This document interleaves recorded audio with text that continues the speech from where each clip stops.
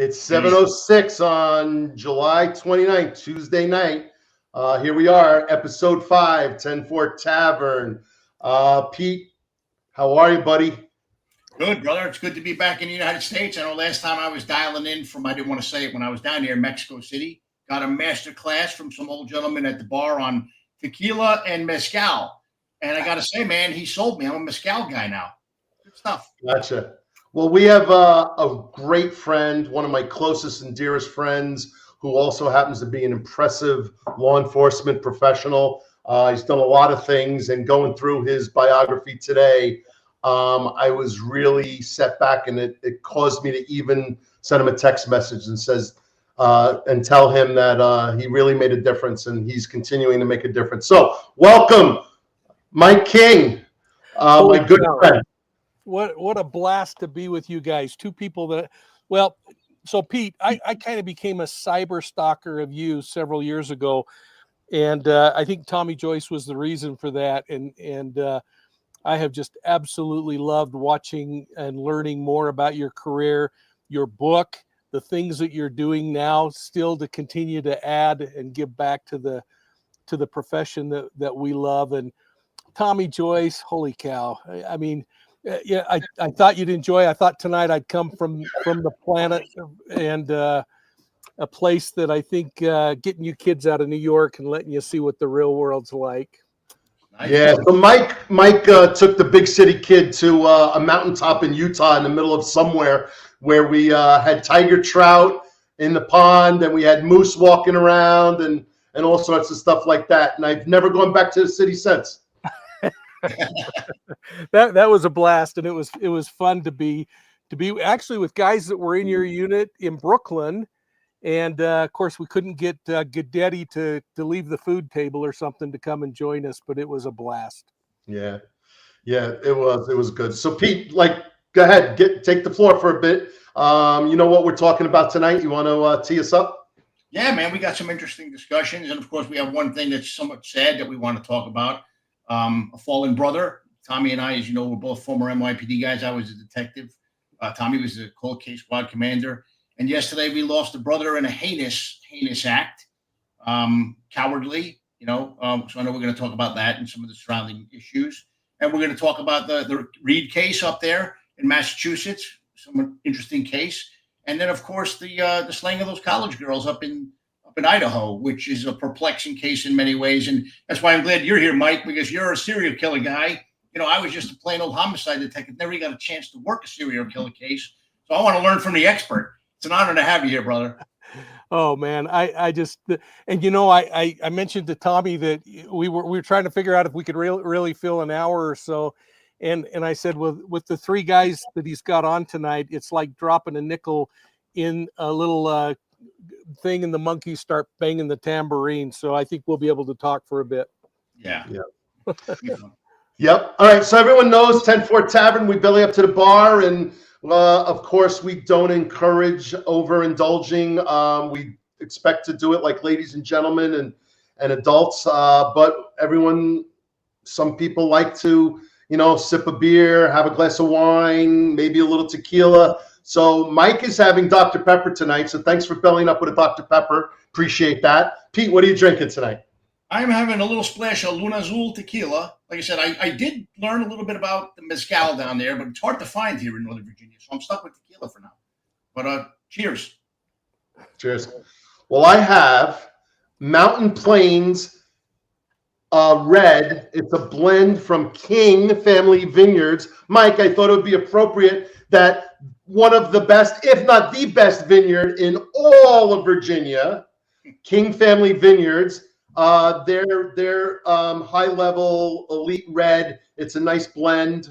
Probably, let me get the varietals just so I can get it down here. You know what? I'm not going to waste everybody's time. I got to see if they're family now. Make sure I'm on the will when things fall apart. Yeah. And so I'm going to belly up with a little glass of beautiful red from King Family Vineyards, Mountain Plains. We're good to go.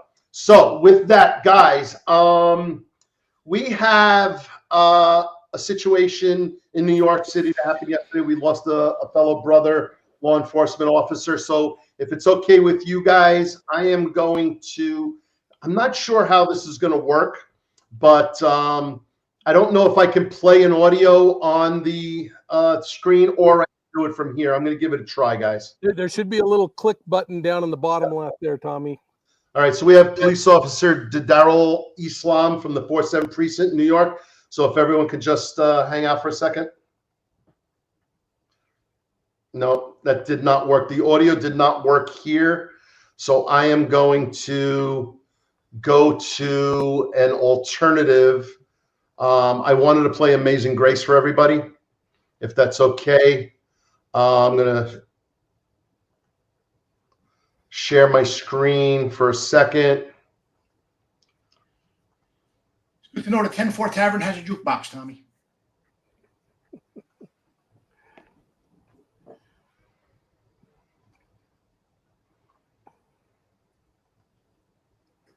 A lot of pressure you're feeling right now.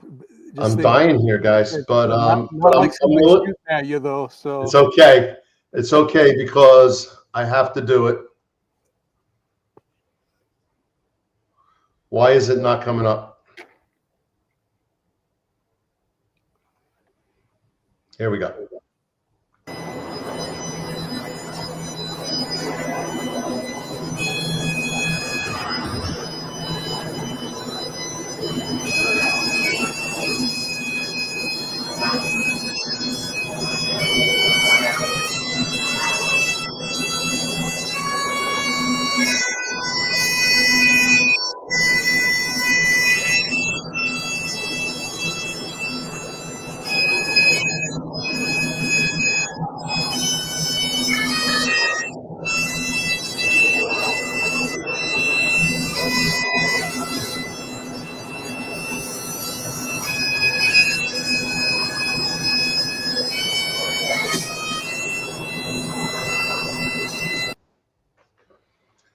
So thanks for indulging me with the tech issue, guys, but I thought it was important that we get the playing of the Amazing Grace on the bagpipes by the pipe and bit pipes and drums. So I don't know that I've ever been to a funeral in my entire life for anybody, but especially for police officers, where Amazing Grace hasn't choked me up, and it's got me right now. So that being said, Mike, let's get into you, and then we'll talk a little bit about the Bryan Kohberger plea bargain and the crime scene revelations and the Idaho 4 murders. We'll do a little Karen Reed. I think we got some interesting Karen Reed conversations you, Pete, and I talked about this week. But before we do that, and before we get into the New York City active shooter, let's talk about your career. It's pretty impressive.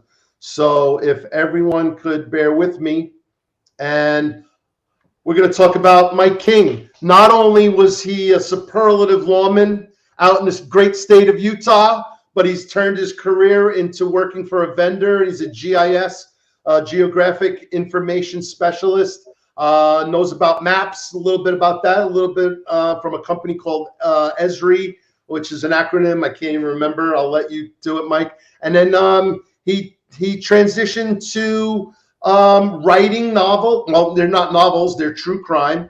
And there's some great books, and also a very successful podcaster with over 234,000 subscribers. So Mike, tell us a little bit about your career, your journey, and how you got to where you are today. Well, thank you. And I'll tell you what, I look back and I think we had the coolest jobs on the planet, didn't we? The opportunity to go out, and every day was different.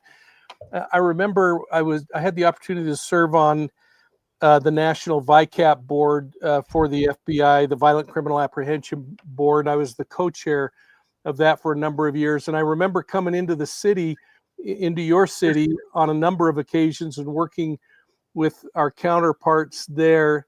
And on one occasion, I remember sitting down at the table, and I look at the two of you and I think of the vast experience you have. And I said, you know, I would have really enjoyed working in a city like New York and had the massive volume of cases that you have. And this investigator, who later became a commander there, said, you know, I'd really love to work in a community like yours where I had enough time to work one case from start to end without 4 more stacking on top of it, and be able to really investigate a murder case or a serial killer case and follow all of the tangents instead of being drawn away to cover other things. So I just really respect the two of you. And I think sometimes I feel like I just had this like dreamboat job, and I was a fraud through the whole thing because everybody around me was so much better at what they did. They were such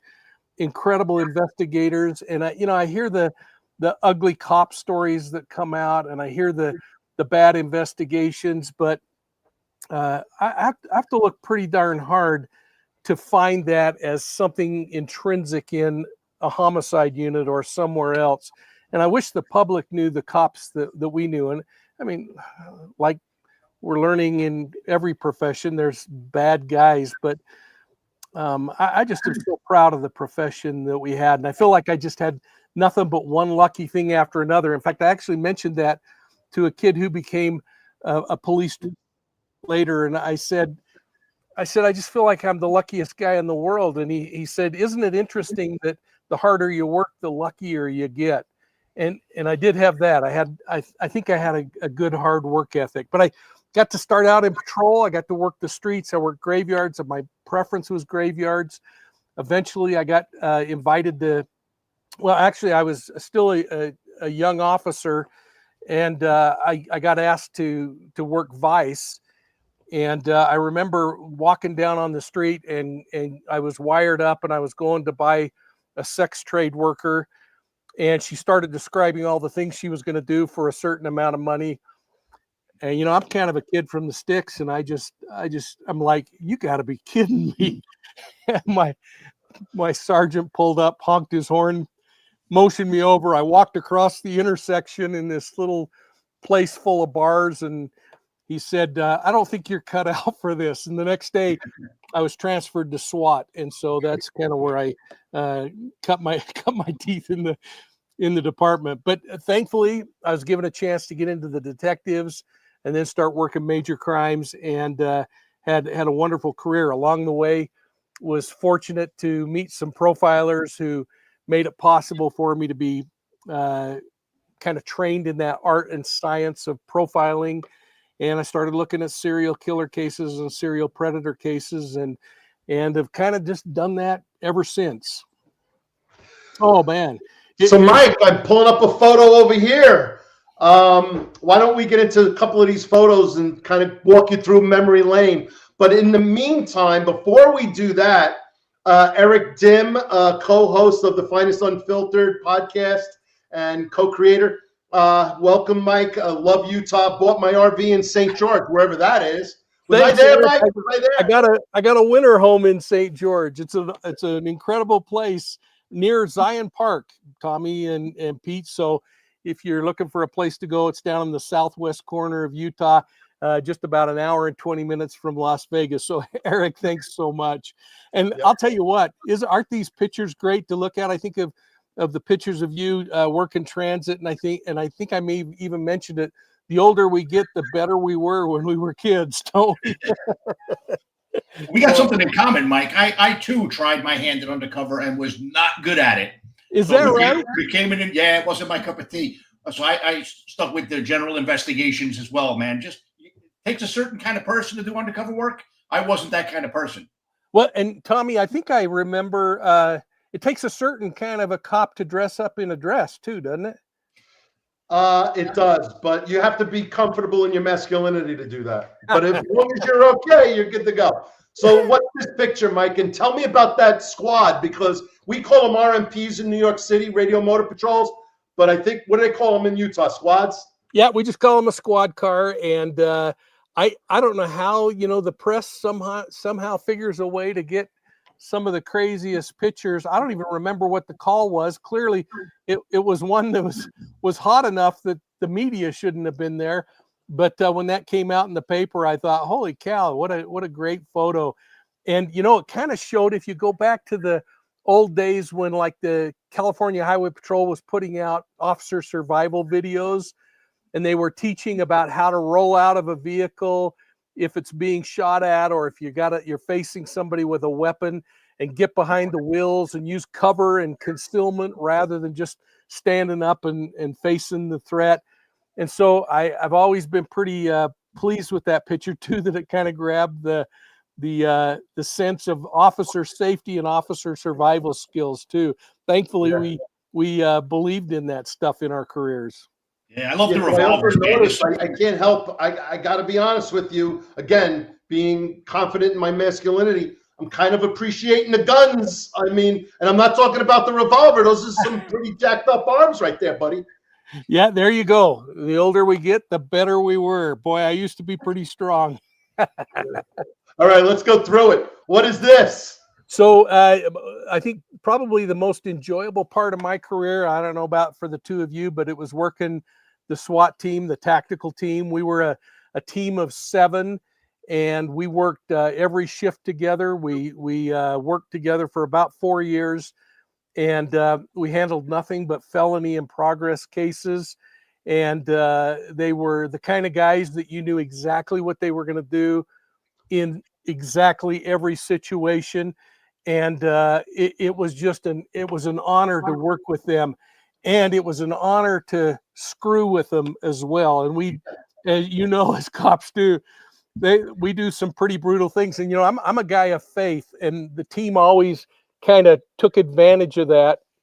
And I would get stuck on I remember one night they stuck me on the roof of a movie theater that was an outdoor movie theater, and it had the movie Cujo, that devil killing dog, on. And I was up there watching on this stakeout. I was so consumed with the movie that the bad guys actually snuck onto the roof and were prying the ventilation open on the roof when I finally saw who they were.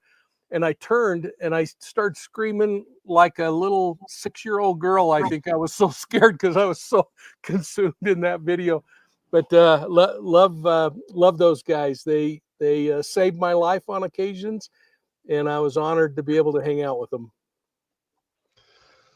So, Mike, you sent me this, and I was like, I'm not really sure what I'm looking at. And then I had to look at the explanation. What happened here? Yeah, so I had been a policeman about 3 months, police officer. I was out of the academy, and I was working a rural part of the city. I was sent to a house fire because the electricity was down in the city, and they wanted just somebody to get eyes on while the fire station was hand cranking. It was before all the generators were starting to be commonplace. And so I was walking in to get a view of this house fire and radio in what had gone on. And a bolt of lightning struck a 49,000 volt power line over my head. And that power line broke and came down on my back. And it for about 20 minutes, electrified me. It blew off the bottoms of both of my feet. It blew off my kneecaps. It melted all the fillings in my mouth. It burned all my intestines. And electricity, it hit me on the shoulder, and electricity has this course that runs and then goes out of the body. And I'll just the recovery was terribly long. But the thing I remember most, and the reason I hung on to this, I was in the hospital and the emergency room, and a guy from the power company walked in, and he said, "Where's the deceased officer?" And I yelled out, "I'm not dead yet." And he came in with that flashlight, and that's actually a piece of sand that turned to molten glass and lava rock from the place where that stuff was exiting. So I always kept that to remind me how, in reality, how insignificant I am in the whole scheme of things. Well, yeah. You were hit by lightning pretty much, and you're still here to tell the tale. Amazing. Amazing. I guess God didn't want me up there for some reason. I know NYPD guys that would kill for something like that to happen so they can get 3 quarters and never have to work a day in their lives again. Yeah, well, it's interesting because I had a bunch of lawyers, Pete, come to me saying while I was in the hospital, "Dude, you don't have to ever work again." I said, "I want to be a policeman." I mean, what kind of a wise decision was that? So I stuck with a $60,000 a year job, and and turned away probably millions, but I'm sure glad I did. All right. In Well, New York, they had the heart bill. Remember the heart bill, Tommy? If you had a heart attack, I knew guys that literally prayed to have a heart attack and survive so they could retire and get 3/4 pension. I swear to God. that's a whole nother episode, brother. That's a whole nother episode. All right, but I'm going to do something. So Mike, with that, what you said, 3 months on, you said you can retire. I want to be a policeman. Thank God you did. Thank God you did. So I want you to share with the audience today what this picture is and what it's all about. And when anyone who's ever put on the uniform and asked if they ever made a difference.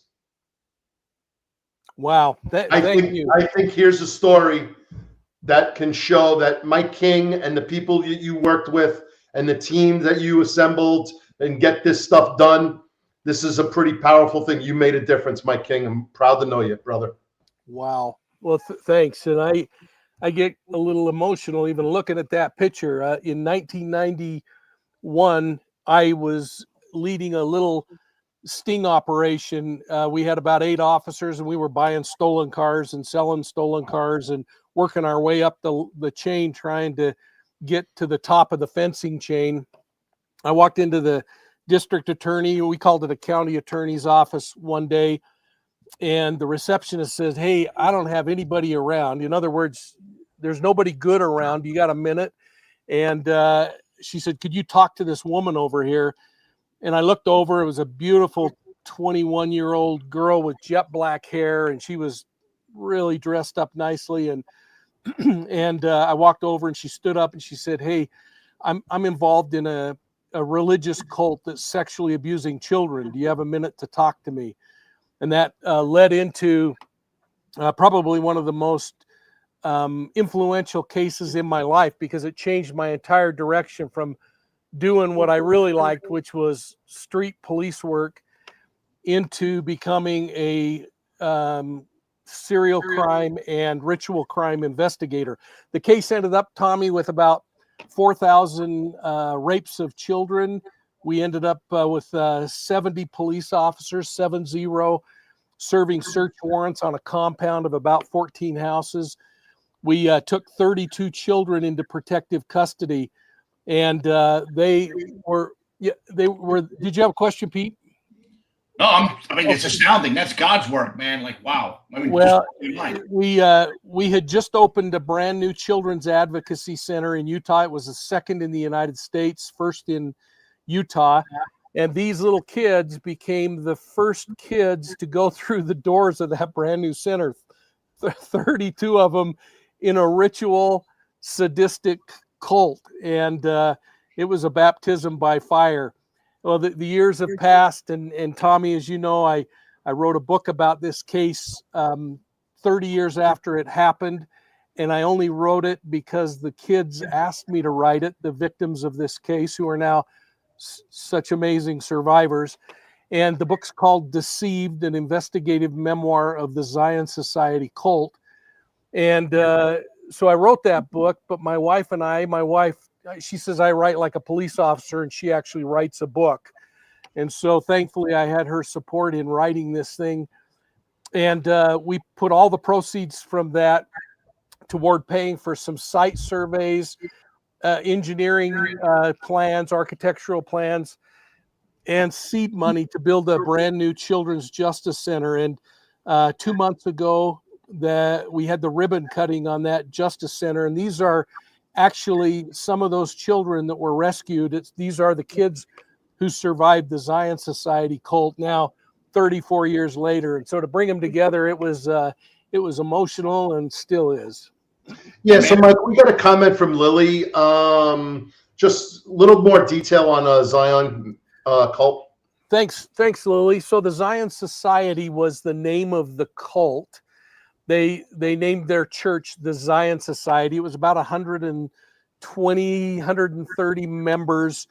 The religion was built. They were excommunicated Latter-day Saints, so they'd been kicked out of the Latter-day Saint faith, but they still wanted to practice polygamy kinds of things. And that's probably a really important thing to bring up, is the FLDS polygamous groups and the others that you see are not mainstream Latter-day Saints. That was outlawed in the Latter-day Saint faith in 1890, but people couldn't give it up.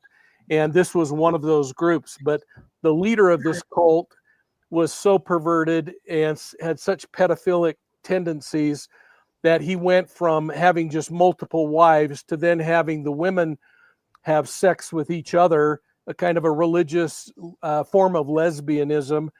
And then as his perversions intensified, he then started sexually assaulting the children and then having the other adults do the same thing, which led to, well, in fact, I indicate 4,000. We were on Dr. Phil with the kids, and they said double it, and you might be close to the number of assaults they endured. Wow. If you never did another case, Mike, you'd be a rock star in my book, just for that one. Oh, well, I'll tell you, I feel so honored to, and you know, just before this call, I had a phone call from one of those survivors who is just finishing her master's degree. Most of those kids couldn't get a college education. They couldn't even get a high school education because they were raised in a cult. They worked hourly wage jobs. And when we wrote this book, part of what we did is we also went to the governor's office and got victims' rights restitution privileges restored to all of those children 30 years later. And the state of Utah is paying for their counseling. And we went to Weber State University's president, Brad Mortensen, shared the story with him. And we've been a longtime donor at the university with funds from things. And the president said whether they want a GED or a PhD, the university will help them. And this kid got her master's degree this summer. And we are just so thrilled. So, wow, that's impressive, brother. I mean, like, you made a difference. I mean, a huge difference. We all try, but man, talk about setting a high bar. What an honor to be in there. Oh, how nice of that nice donation to the DJ VR, loving the podcast. Tommy Pete, 1999. What does Eric say? Coffee and donuts. Sal Greco says a little espresso. Mike wants Dr. Pepper. Pete wants tequila. I'll take tea and crumpets. Whatever. Thanks, DJ VR. Okay, what else we got here? Let's go, Mike. Man, where did you get all these pictures? What's this one? This is a cool picture. I just finished my 4th season with the History Channel, and that was about 3 weeks ago. I think I may have texted that to you, Tommy, but that was the crew doing our last bit of filming in LA and wrapped it up for the season and said enough's enough. All right. Now, Mike, before you go, once again, I'm going to say it again because as I've gotten to know you over the years and I see the work that you've done in law enforcement, and then you come up and you tell me, well, I'm not going to be around for a couple of months. I'm going to Africa. And I'm like, oh, okay, that's cool. Where are you going? Safari or whatever? No, I'm going to Mali. And I go, where is that? In Timbuktu? Is that something like that? And he's like, well, it might be. And I go, who goes to Mali? Does anyone go to Mali? So tell the story. You're an amazing guy, buddy. Oh, no, I'm not. But I had a son who was a missionary in South Africa.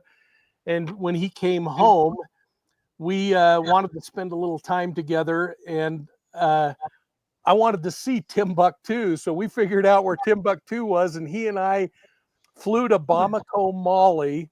And we got on a boat. We hired a kid that we found on the internet who spoke a little bit of English. And we said, will you take us to Timbuktu? And we made our way up to Timbuktu, but along the way, we fell in love with the Malian people. And after we got home, I sat down with a bunch of doctors. We live in a really nice neighborhood. And I sat down with a bunch of doctors and dentists in our neighborhood. And I said, hey, why don't we go there and do some free surgery and some dental work? And we started a little thing that lasted 10 years. And we would go every year, taking a huge number of physicians and go over there. And there were times that that I was in an operating room. There were times, in fact, I think over the course of that time, I probably pulled 100 or more teeth myself. There was such a demand that the dentist finally said, "Listen, we're going to have you. We'll give him the shot. You pull the single root teeth, and we'll work on the beefier teeth." And we decided one day we need to build a village, because the children in this little village that we were going to had to walk about 6 hours every day to school and back. And by the 3rd or 4th grade, they would be pulled out and put on the family farm because they needed them to farm. And so my wife and I sat down, decided we needed to build a school. And so we built a 3-room school, but we made a deal, thankfully, because of my association with Esri and the fact that I'd started to meet world leaders and government leaders. We made a deal with the Malian government that we would pay for the school if they would in perpetuity put 3 teachers in the school. And then the village had to agree to build the school. So we would, it was a 3-way partnership, and that thing now is still running and going well. And now girls are actually getting educations in this little place called Benico, just outside of Welesabugu, if you're looking it up on a map. And these kids are getting an education while still helping their families on the farm. And I went to Jack Damerman, the owner of Esri, Environmental Systems Research Institute, and I said, I need more help. And he gave me computers, and then we found people donating solar energy, and we put solar on the school, and we now have computers in it. And kids, for the first time, I'll tell you what, seeing a child for the first time in their life see a movie on a computer and have them watch A Christmas Story and see that kids, even in Mali, Africa, feel the same way about their school teacher as they do here, as they do there. So it's been an amazing blessing, and we named the school after my grandparents, Cliff and Nita Bailey School of Benico, Beneko. And so look it up sometime, folks. It's a great place to go visit if you dare. I've never felt like such an underachiever in my life. Oh, crumb. By the way, that little baby that I was holding, on the day that we dedicated the school, a baby was born, and the mother walked out with the baby about 20 minutes after giving birth. And she came over and she said, and this is through the translator because they speak Bambara there. They said, with your permission, she'd like to name her baby Michael Bagayago. And so that was Mike and Michael Bagayago years later. Wow.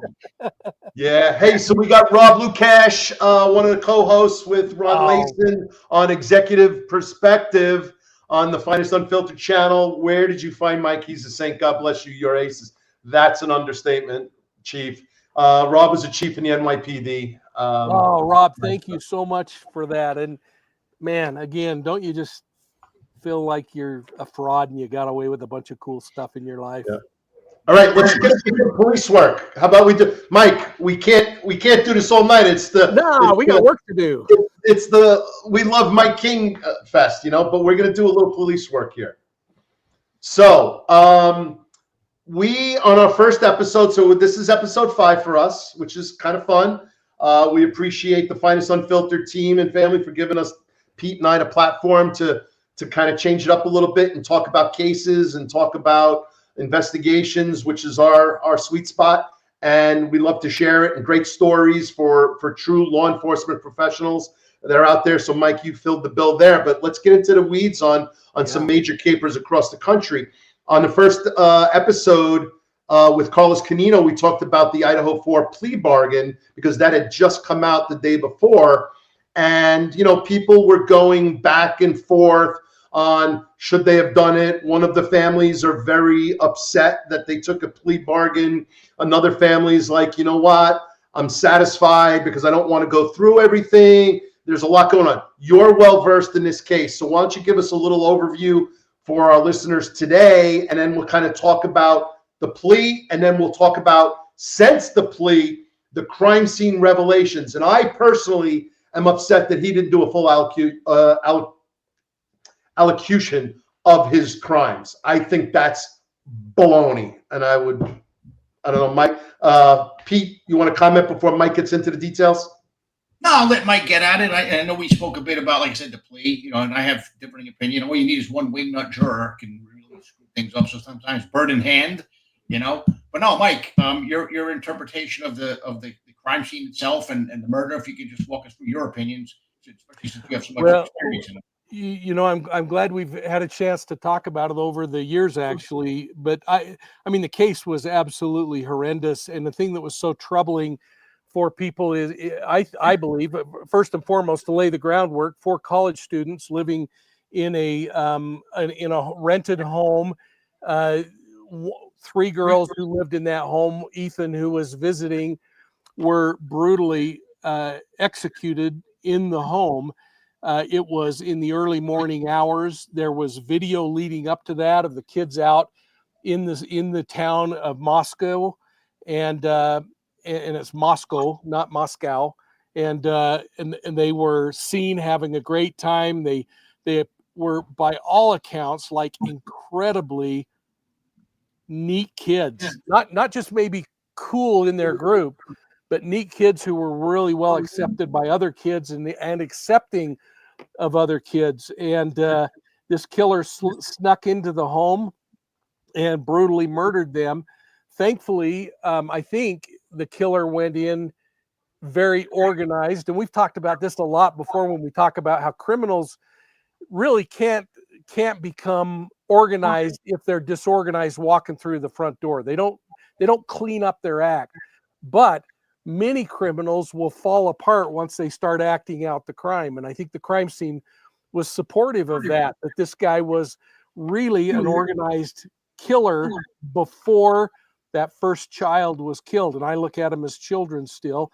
And that when that fantasy wasn't met in the same degree that reality delivered, all of a sudden we saw him start to decompose and make mistakes. And thankfully he made a lot of mistakes, but the most important one was leaving a sheath for the knife behind, which law enforcement was later able to get DNA off of and collect DNA 3,000 miles away across the country. Is that right? 3,000 miles away, or is that too far? Much. I think it's close enough. Yeah, so just real quick, Anthony DiMaggio, Yonkers PD, good friend of the Finest Unfiltered team. You said, as I was typing, Tom, a full allocution should have been required. He's clearly a basket case. We must have his reasons for his actions and his own words. Thanks, Tony. That's kind of interesting. And man, thank you, Tony, because I always found myself, I don't know how you guys felt when you interviewed a killer, but you kind of, it's a little bit of a mixed bag when you're interviewing these guys too, because some of them, they might actually have a moment of real horror where they think, what have I done? And they might actually tell you some things that are pretty darn truthful and insightful. But on the other hand, most of the killers I ever interviewed were either trying to minimize their crime or make it even bigger than it was. I don't know what your thoughts are on that. Yeah, I agree. I only had one where a guy literally broke down. And it was funny. It was a guy, his name was David Gonzalez. And him and some other drug robbers shot a guy in the vestibule of a building in the Bronx. And we wound up catching him years later.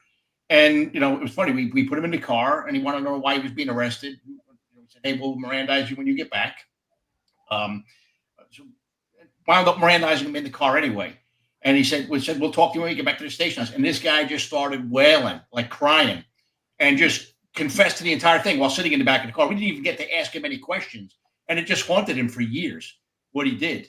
Wow. Yeah. So, but for the most part, I agree with you. Most of them minimize or try to deflect or try to justify self-defense or whatever. Yeah, that was the only one where I'd say this person just like fell apart and was actually haunted by committing the crime. Yeah. Yeah. So, Mike, tell us, I know you're very familiar with the crime scene and the geography and his distance from where he traveled to here and then his journey across the country, ultimately to Pennsylvania. So can you help us out with that a little bit? Yeah, all indications are that he actually entered through that second floor sliding glass door. So he parked up on a hillside. So if we're looking, as we're all looking at that home, if you kind of think of a graduated hillside going up, there was a street up above that, and that's where I believe he actually made entrance in and started working through the woods, a small bit of trees down into there and getting in that sliding glass door. Whether it was unlocked or pried open, there were some indications that prior to that, most recently, there had been some pry marks and some things indicating at least some test drives of trying to get into the house. But he then moved through the second and third floor where the kids were murdered. And I think we'll get into a little bit about what we learned after the fact. But after leaving, he then took off, and many people believe drove south, first driving east past a gas station and then heading south down to another community and then back up to his home, which was about a 15-minute drive, if I remember right, west of where the murder scene was. Right on the border of Idaho and Washington. But in the course of that, many people believe he destroyed his clothing, got rid of it, and got rid of the weapon somewhere along the line. But the amazing thing that came out that seems to be repeated over and over again in cases now that we have digital evidence is they had him turning off his phone, but they had CCTV capturing him, doorbell cameras capturing him in his vehicle coming by. And then right before this thing was going to go to trial, we had a DoorDash driver who said, I was standing there face to face with him as he drove by. So then we had a visual recognition as well. Yeah, so let's talk about there's the body worn camera from the car stop. I think it's somewhere in Pennsylvania. Is that right? Yeah, I can't remember where that car stopped. He ended up in Pennsylvania, but yeah. I can't remember if he was stopped like in Colorado or Nebraska or something going across 84. But anyway, he was en route, and I suspect, although they've never released it, I would suspect that was a stop that they were planning on making as soon as they could get a traffic violation of drifting in a lane or something else, that they were watching him at that point. Yeah, I think his consciousness of guilt was pretty apparent. I mean, he's putting his phone into airplane mode. He knew exactly what he was doing. He was planning it out. He was methodical. Am I getting all of that right? I mean, I wish I had the time to deep dive into this. This is what I'm hearing, and this is why you're here today. Let's talk this through. I'd love to hear it, your perspective. Yeah, no, I think you're right, and I think that's the thing that's so intriguing about this, with this idea of going from organized to disorganized, because he did, it seems, fantasize and prepare and plan for this. And whether there was a trigger of something on social media that made him select these kids as victims, or at least one of them as a victim and others collaterally, or he decided to select a house that he knew a bunch of girls were in. I don't know that is as troubling to me as the fact that he spent time getting a criminal justice degree, trying to work on a master's degree in criminal justice, working toward a PhD in criminal justice, interviewing, sending out interviews over the years to predators to see how they think. It to me either started as a really inappropriate attraction to evil and trying to understand it, and then the fantasies got too much, because the cool part about fantasy, when we think about it from a criminal justice perspective, is reality is never as cool as fantasy. So these predators start putting together the fantasy, and everything works perfectly in the fantasy. But as soon as they start acting it out, as soon as that child starts fighting back or screaming for help, all of a sudden the fantasy falls apart, and the predator doesn't stop. They still are going to get satisfied one way or another, but they have to go home and work on the fantasy again. And that's what creates serial predators, in my opinion, is they go home and then they repair the damage. Why did that child curl up in a ball and ask for their mommy? Well, this time I'm going to do it this way so they don't get a chance to do that or something else. And they continue to act it out until we get good enough at catching them. So does that explain why their velocity accelerates over time, where their first crimes are spread out over time and then they become more and more frequent? Is that, am I getting that right, Mike? You know, I don't know how Pete feels about that, but personally, I think that's kind of the thing. I mean, you think about your own fantasies, and we all have them. I mean, we wanted to be great cops, or we want to be a rock star that opens up Madison Square Gardens or something, you know. Those are legitimate kind of fantasies. But if you're a guy that is kind of glumpy and you're being rejected by girls, well, you have these legitimate needs still, that you want to have companionship or someone who thinks you're neat or whatever. So you start creating these fantasies, and when it doesn't work, you start getting rid of the stuff that doesn't work. Well, if having a relationship doesn't work, then I'm going to bypass the relationship and start peeking through the window and fantasize about the relationship. And if me saying, hey, I'd really like to kiss you tonight doesn't work, I'm going to skip that and I'm going to force the kiss. And so we see that repetitive thing where the predator isn't satisfied because they still want to accomplish that need, but they do it where we tried to follow legitimate kinds of things in our relationships. They go about it through illegitimate means. So do you think as they get better at it, as their confidence builds, that's why sometimes the velocity of the number of crimes they commit increases?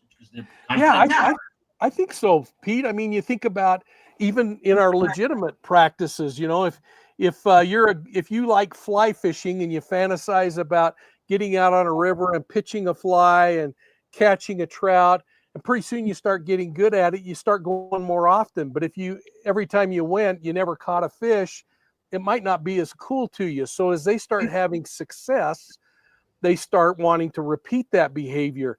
And I think that especially in these kinds of destructive desires, that what happens is it gets out of control because they can never satisfy it in reality. They might be able to reach a climax in a sexual assault, but it doesn't fix the emotional ding that this still wasn't there. And so they go back and they try it over and over again. And sometimes it really does pick up speed. For others, it just comes and has a cadence that hey, every 5 days I need this. And you know, I don't know if I ever told you this, Tommy, but I interviewed a serial killer named Daniel Troyer in a Montana prison. And I was doing a study for the Bureau of Justice on serial killers who select elderly women as their victims to kill. And they had to have at least 3 victims before we put them in the bucket to look at. And I was doing this with Greg Cooper, a former FBI profiler, and then a police chief. And we were doing this study for the Bureau of Justice. And I remember sitting with him and he said, you know, you're having a hard time understanding this, aren't you? And I was really having a hard time on the old lady thing. I mean, because again, it's not something in my psyche, but it was in his. And he said, do you ever watch the National Geographic movies where the lioness is laying out in the African sun and she's laying on her back, licking her paws, pounding or hitting the cubs, but all of a sudden the hunger comes and she gets up and the muscles in her body start to tighten up and her ears start to come forward. And this is him showing me this as he's talking. And he said, and then they start crouching down and they start sneaking up slowly on an antelope that's out in the field.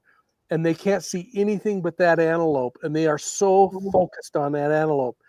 And then when it's time to spring and they can't stand it anymore, their muscles are twinging and twitching and they jump, they kill, and they suck the life out of that animal. And then they go back to laying in the sun and licking their paw. And he said, that's exactly how I feel when I kill an old lady.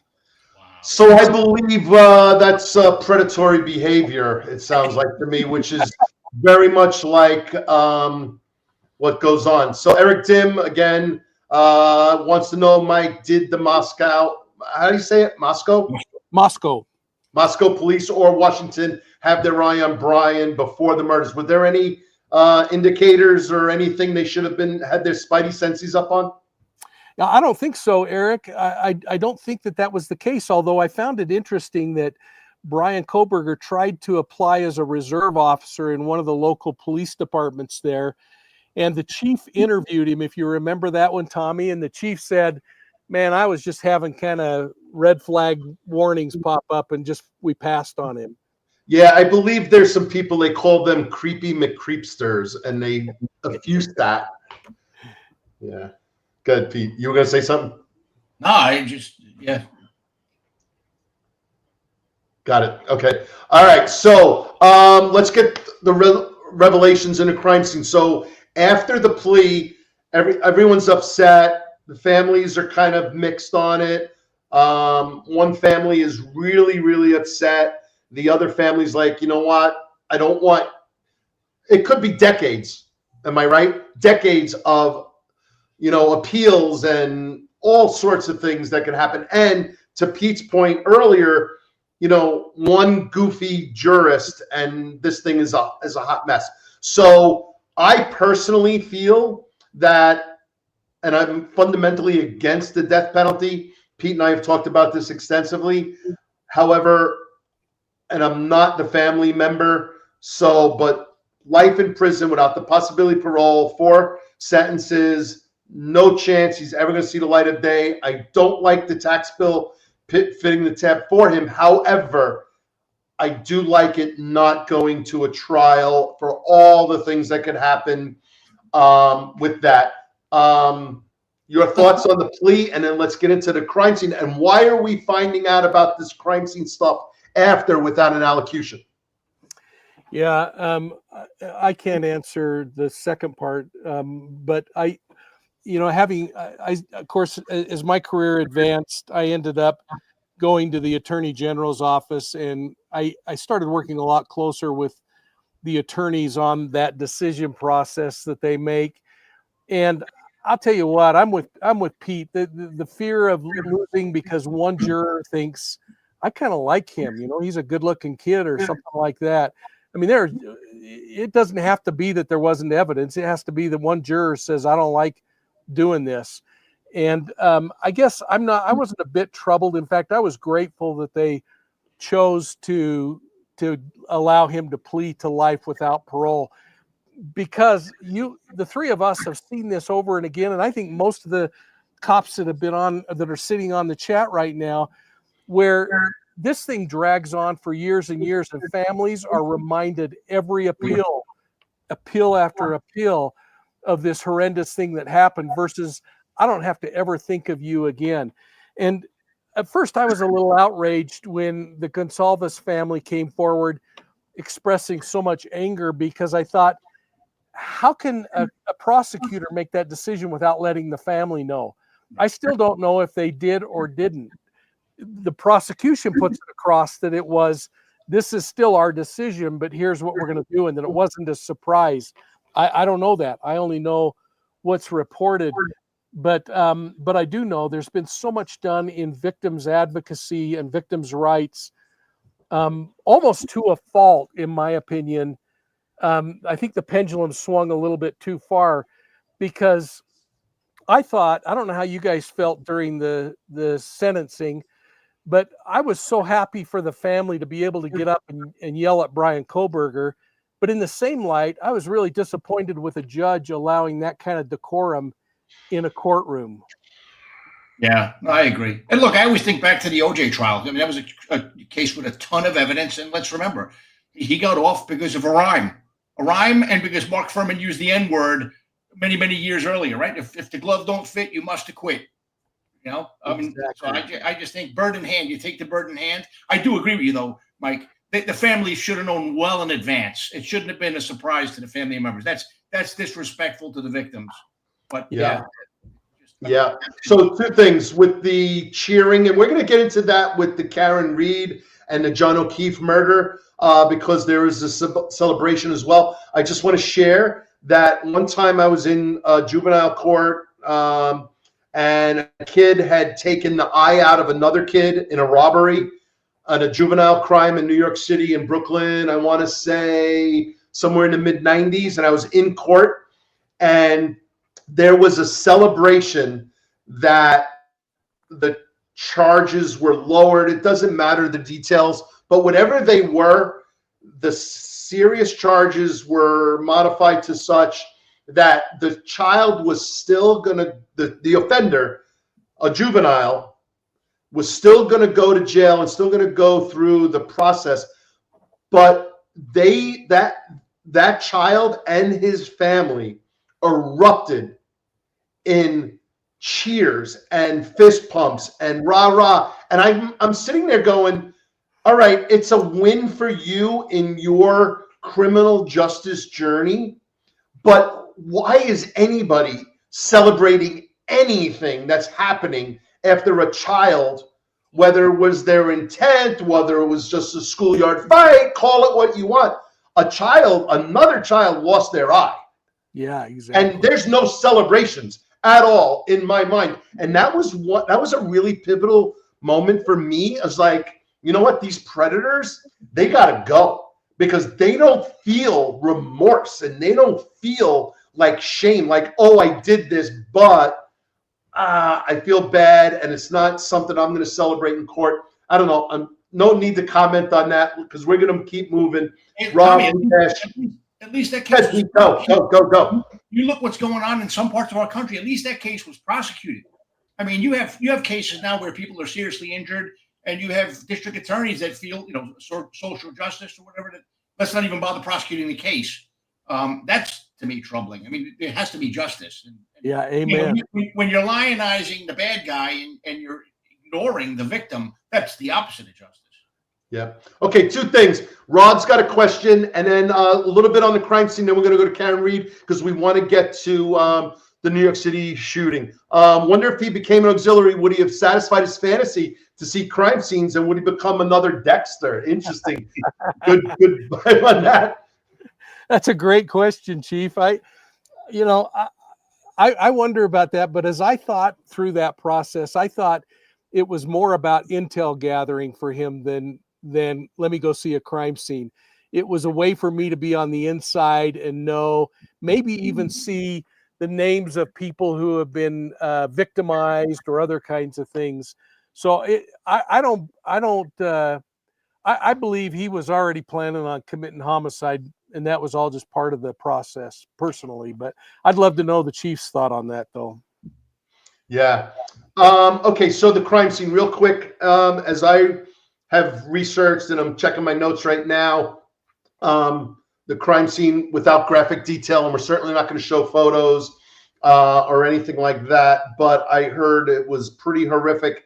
And Mike, I know you said before you don't know why, but how is this coming out, and where is that coming from, but without the allocution? Like, if they didn't force him to allocute, and if the plea is done and it's in the books, why are we hearing about this now? How is it getting out? Is it a leak? What's going on? No, I don't think it's a leak at all. I think the city of Moscow actually published all of the discovery information, because the court said you now have to release it. It's public record. Now it's highly redacted, but you don't need to be a rocket scientist to read between the lines and see what happens. So I think it's the city trying to be transparent. And again, I don't know, I watch this pendulum swing, and I don't know that transparency is the best thing all the time on some stuff. If it's a violent crime and involves horrific things against people, why does the public need to read that versus genericizing it and saying they were brutally murdered? If there wasn't a criminal justice objective towards a more severe punishment and the fullest extent of the law to him, then I don't see any reason for it either, to be honest with you. Yeah, and I'd love to know you guys' thoughts on this, because this is something I've been really thinking a lot about lately, is, again, this pendulum as it swings. And we're going to be talking about Karen Reed and how the public got involved in that investigation, and whether it may have or may not have influenced the case and the outcome. But just today, they had closing arguments in the James Craig dental murder case in Colorado. This is the dentist who poisoned his wife over the course of a couple of weeks' time, and they've gone through this. The judge in that case allowed no cameras in the courtroom except for one pool camera, and they couldn't publicize the trial through that pool camera. They could take a few clips here and there of certain things like the opening statements and the closing statements. But I think we're going to start seeing the courts now, because of, and hopefully this is a great segue into Karen Read, this release of information, this allowance of letting people do what we saw in Idaho. And again, I'm not chastising the families who expressed their anger, but the loss of decorum, I think we're going to see the courts start to pull back and prevent more and more public release of information, and release of information like a camera sitting in the courtroom through the whole trial. Yeah. What are your thoughts on that? I agree. Look, I think decorum in the courtroom is important. It's weird to see how our justice system has been kind of twisted in so many different ways. But yeah, I mean, I remember, in the Bronx, the courtroom was a little bit of a different story. I'm not working in Brooklyn, Tommy. The court officers would constantly be fighting with people in the courtroom. Oh, yeah. Take off your hat. Don't lay down on the bench. Sit up. But yeah, no, it's Yeah. Yeah. All right. So let's do this. Switching gears. We're about an hour and 7 in. We got about 450 live viewers, so pretty good. Awesome. It's not profiling evil level, but Are you kidding me? This is awesome. Yeah. So the one thing I catch myself all the time, and it really upsets me, is I keep saying the Karen Read case, she's the offender or alleged offender. It's actually the murder of John O'Keefe, the Boston police officer. And I even catch myself doing it all the time, and I'm ashamed of it, but let's call it what it is. This was the death of a Boston police officer, whatever happened, and there's a lot to dissect. And because of the New York City shooter case, I don't want to go too deep, but there is some stuff. The acquittal of Karen Read, the person who was put on trial, not once, but twice. So let's talk about that. So Mike, give us a brief of what the overview of the Karen Read trial of the murder, homicide and again, homicide and murder, two different things, of John O'Keefe. Let's do that. Yeah, and I always kind of felt like I wish they would have done until they actually filed charges was just called it the death investigation into John O'Keefe, and it should have been the same depth of investigation for anybody, because he wasn't acting as a police officer when this thing occurred. He actually was making probably some poor choices, as was she, if everything's correct, that they were out drinking and then driving and all of that. But what it boiled down to in trial number 1 and trial number 2 was that somewhere along the lines, after leaving the bar, they went over to that home, and either John O'Keefe got out of the vehicle and went into the home, where a fight broke out and a dog bit him, and a whole bunch of cops beat him up and threw him out on the lawn with so much head trauma that he eventually froze to death and succumbed to that. You remember on child abuse cases how we used to talk about that contra coup of the brain rocking back and forth and tearing.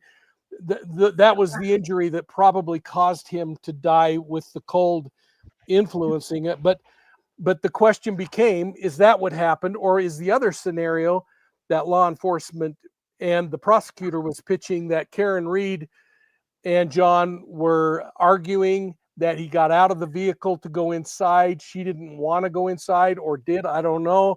But according to that side of the fence, that she started to drive away to leave him there to go to the party alone, and then suddenly slammed on her brakes and backed up at a high rate of speed and hit him.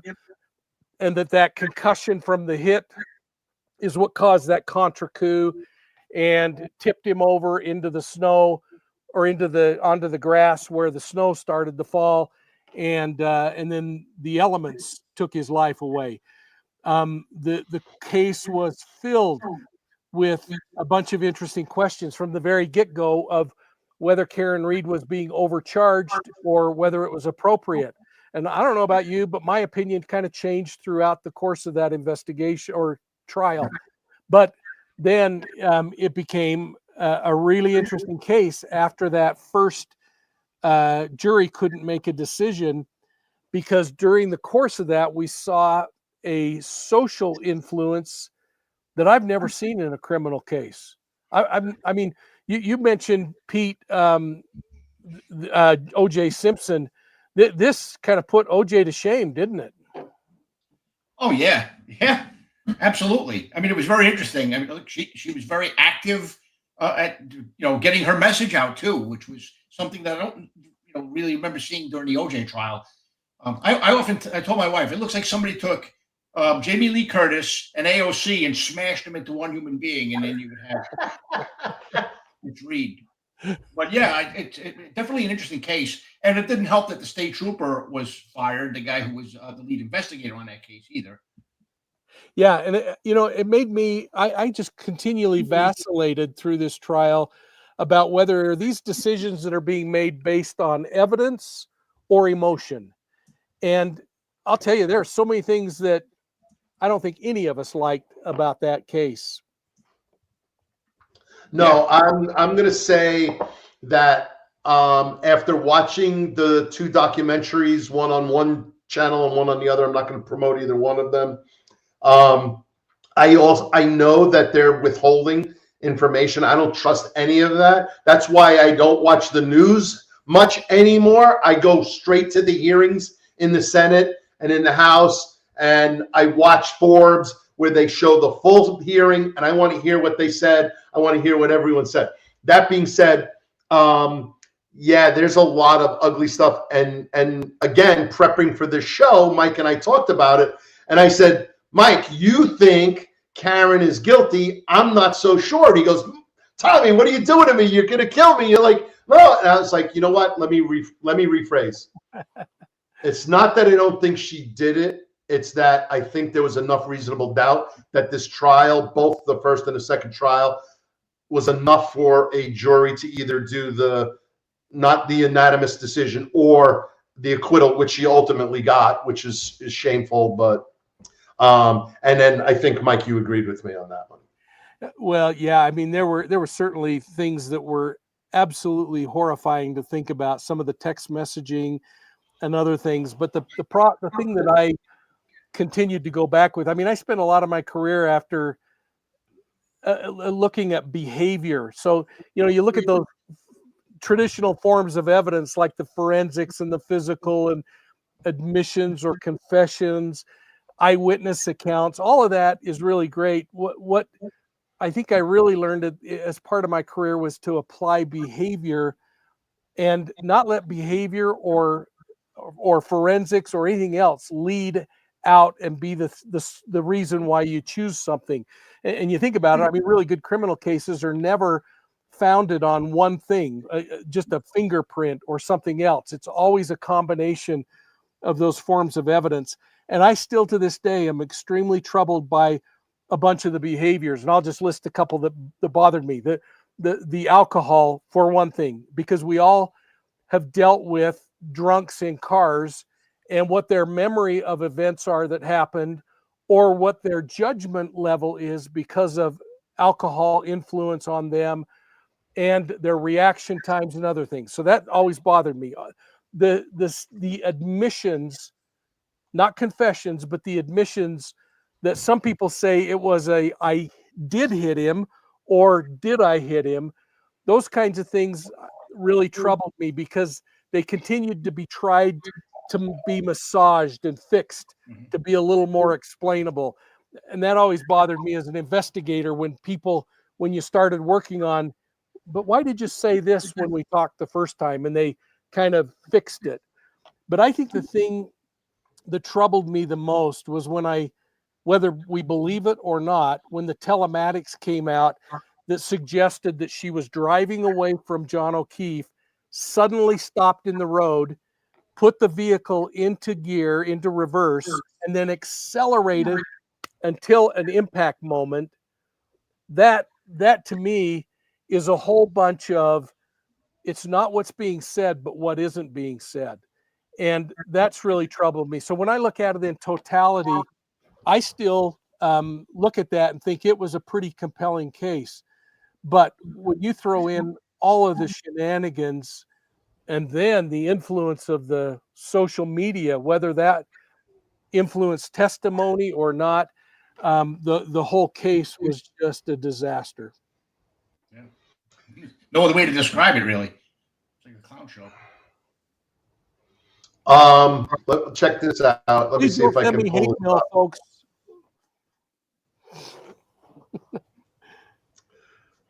This is what was going on outside the courtrooms, right? So, like, they had people free Karen Reed. It was crazy out there. So, I think, Mike, what I'm hearing from you and what we've talked about was the fact that there's behaviors by the police. And Pete, we got to get into it a little bit with the ATF. There's an ATF agent and the cops that are involved from Canton and the other jurisdictions around, is the behavior. And I will say that, and there's plenty of people on the chat who are watching that I know that we worked all in different times when none of this stuff was discoverable. But, you know, the phone, the photographs you take, the text messages you do. I mean, the troopers' text messages, if you want to be a little disturbed, they're kind of offensive. Like, they're funny if you're a stand-up comedian, they're funny. But in the world of policing and the investigation, they're not. The trooper who got fired, I'm not going to say his name, you know, texted messages like, "Oh, she's a babe, but she's got a funny accent." Like, I thought everyone from New England had a funny accent, right? And then he's like, "But she's crazy, she's a whack job, and she's got no ass." Like that's a trooper in the middle of this investigation texting those things, and then all of the drinking. And listen, I'm not jumping on someplace and saying I was never inebriated, of course, but like, in today's day and age, this stuff is going to come back, and what you do today is going to show up in a trial 5 years from now when you're trying to put a murderer in jail. Yeah. Well, going back to what we were saying earlier with OJ, Mark Furman's words that he said many years earlier, the N-word, came back. He said it. Of course he said it. Of course he said it. He's an idiot. Yeah. So, I mean, yeah, I agree with everything you just said, Tommy. You know, don't you even think about it. I mean, I'm glad I'm not raising kids today. And I talk to my kids about raising their kids, because I'll tell you, if I'd have had a cell phone when I was a teenager, I doubt I could have gotten hired by a police department now with some of the checks they do. And, you know, I just think you got immature brains, but when those immature brains become investigators in homicides, we need to do a better job of teaching our people. Yeah, I remember when check this out. Pete, I'm sorry. Go ahead, Pete. Yeah, no, when I was a group supervisor for ATF in Phoenix, there was a crime that happened in Tempe, Arizona, and a couple of cops were fired because they were taking crime scene photos and putting them out on social media. So yeah, people do dumb things. All right, check this out. I don't know if you can see it. Text. I have my cocktail napkin says text like it will be read in court. There you go. Nice. Very smart. Well, we have a rule in the house with our youngest son is all of your social media activity, make believe your grandmother's watching. Exactly. And the kid goes, oh, as soon as he hears that, shuts everything down. All his little risky, you know, he's starting to come of age and he's getting a little antsy and he's feeling pretty good about himself. And then we're like, hey, your grandmother's watching, you know that, right? And it shuts down for like 2 weeks. It's funny. It's really funny. Maybe so I would say, I'm sorry. I said maybe that should be a class in the academy now. I was just going to say that's what we got to teach all the cops. That's the rule, because that's where we are today. I know for a fact one of the earliest cases was some guy had a whole bunch of really inappropriate stuff on his personal phone. He was in the back covering a back window so that the perpetrator was going to jump out the back window if it came to him. They communicated with the front. The guy's dumping drugs out of the back, and he's texting or he's phone, and he's making a phone. And he's like saying, hey, the drugs are coming out the window. Don't worry, I've got it secured. And they seized his phone as part of discovery. And everything in that phone is available to the defense. Wow. So it doesn't matter that you've got 2 kilos of coke and a gun coming out the window. The only thing that matters is that guy's a liar and he's a dirtbag, and look at all his phones and look at all his text messages, look at all his photos, and look at all the girls, he's sending inappropriate pictures to. And then the guy's sitting there with complete discredited, So anyway. Yeah. Hey, what do you think will happen? Let's get back to Karen Reed. So how did she get acquitted? Mike, let's talk about that. And wrap this up so we can get into Officer Islam and the active shooter. My personal opinion is that it became a trial of emotion, not evidence. But there was certainly some great evidence that caused you to think and challenge the evidence that was submitted. So I have to give him that. But I think it boiled down to, just like when all of us had criminal cases that we thought were solid, the prosecutor did a great job. What did the defense do? They attacked us individually, not the investigation, not the confession, but they attacked us and made that jury, at least one of them, not like that person.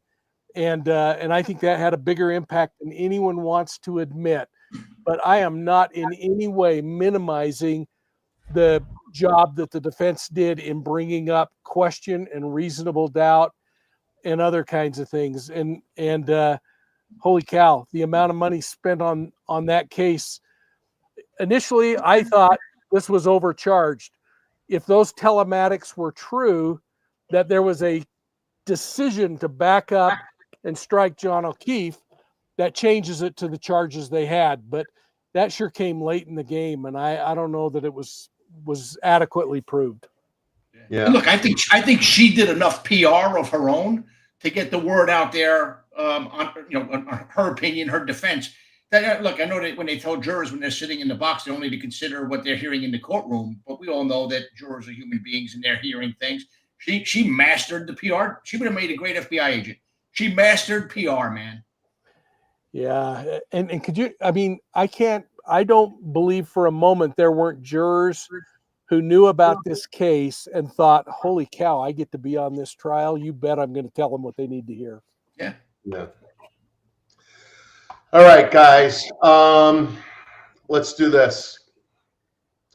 So last night, yesterday afternoon, late in the afternoon, an active shooter, I don't want to say gentleman, it's the way I'm taught to speak, but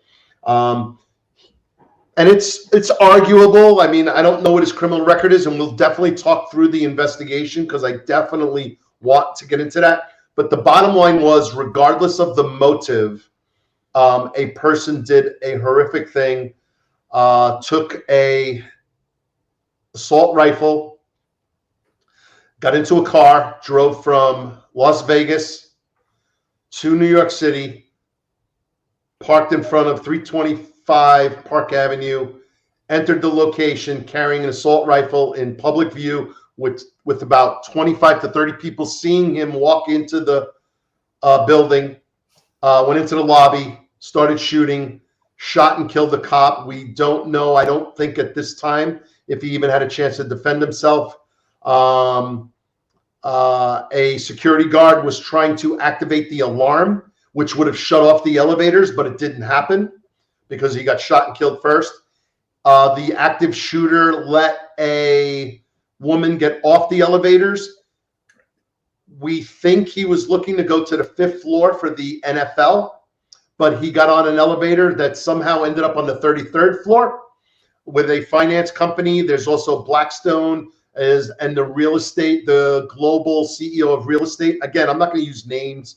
I want to pay tribute to the victims, and we all pray for them, but I'm not prepared for this podcast to put names out early, and I don't want to get into who's been notified and who's not been notified and which piece of media is accurate or not. I think I'm more interested in having our conversation about what happened, how it happened, and how we handle these things moving forward, and what the investigation for our audience looks like moving forward, because it's going to be long and steady. What I don't want is to not get the answers like we haven't gotten from the Las Vegas shooting. That pisses me off.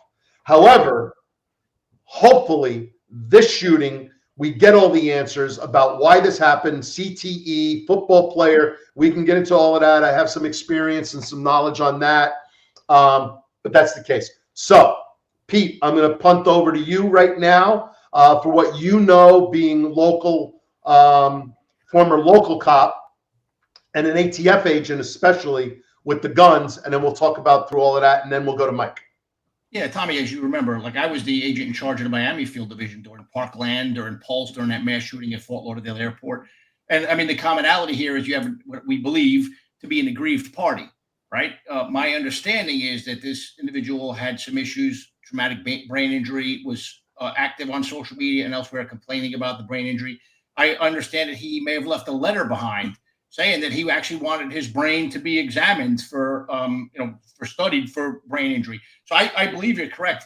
What I heard, and again, there's a lot of information that's not verified yet, was that the elevators in that building don't all stop at one bank might go from floors like 1 to 8, the next one. So he got in the wrong elevators. Obviously, he's not familiar with the building. He's from the Las Vegas area.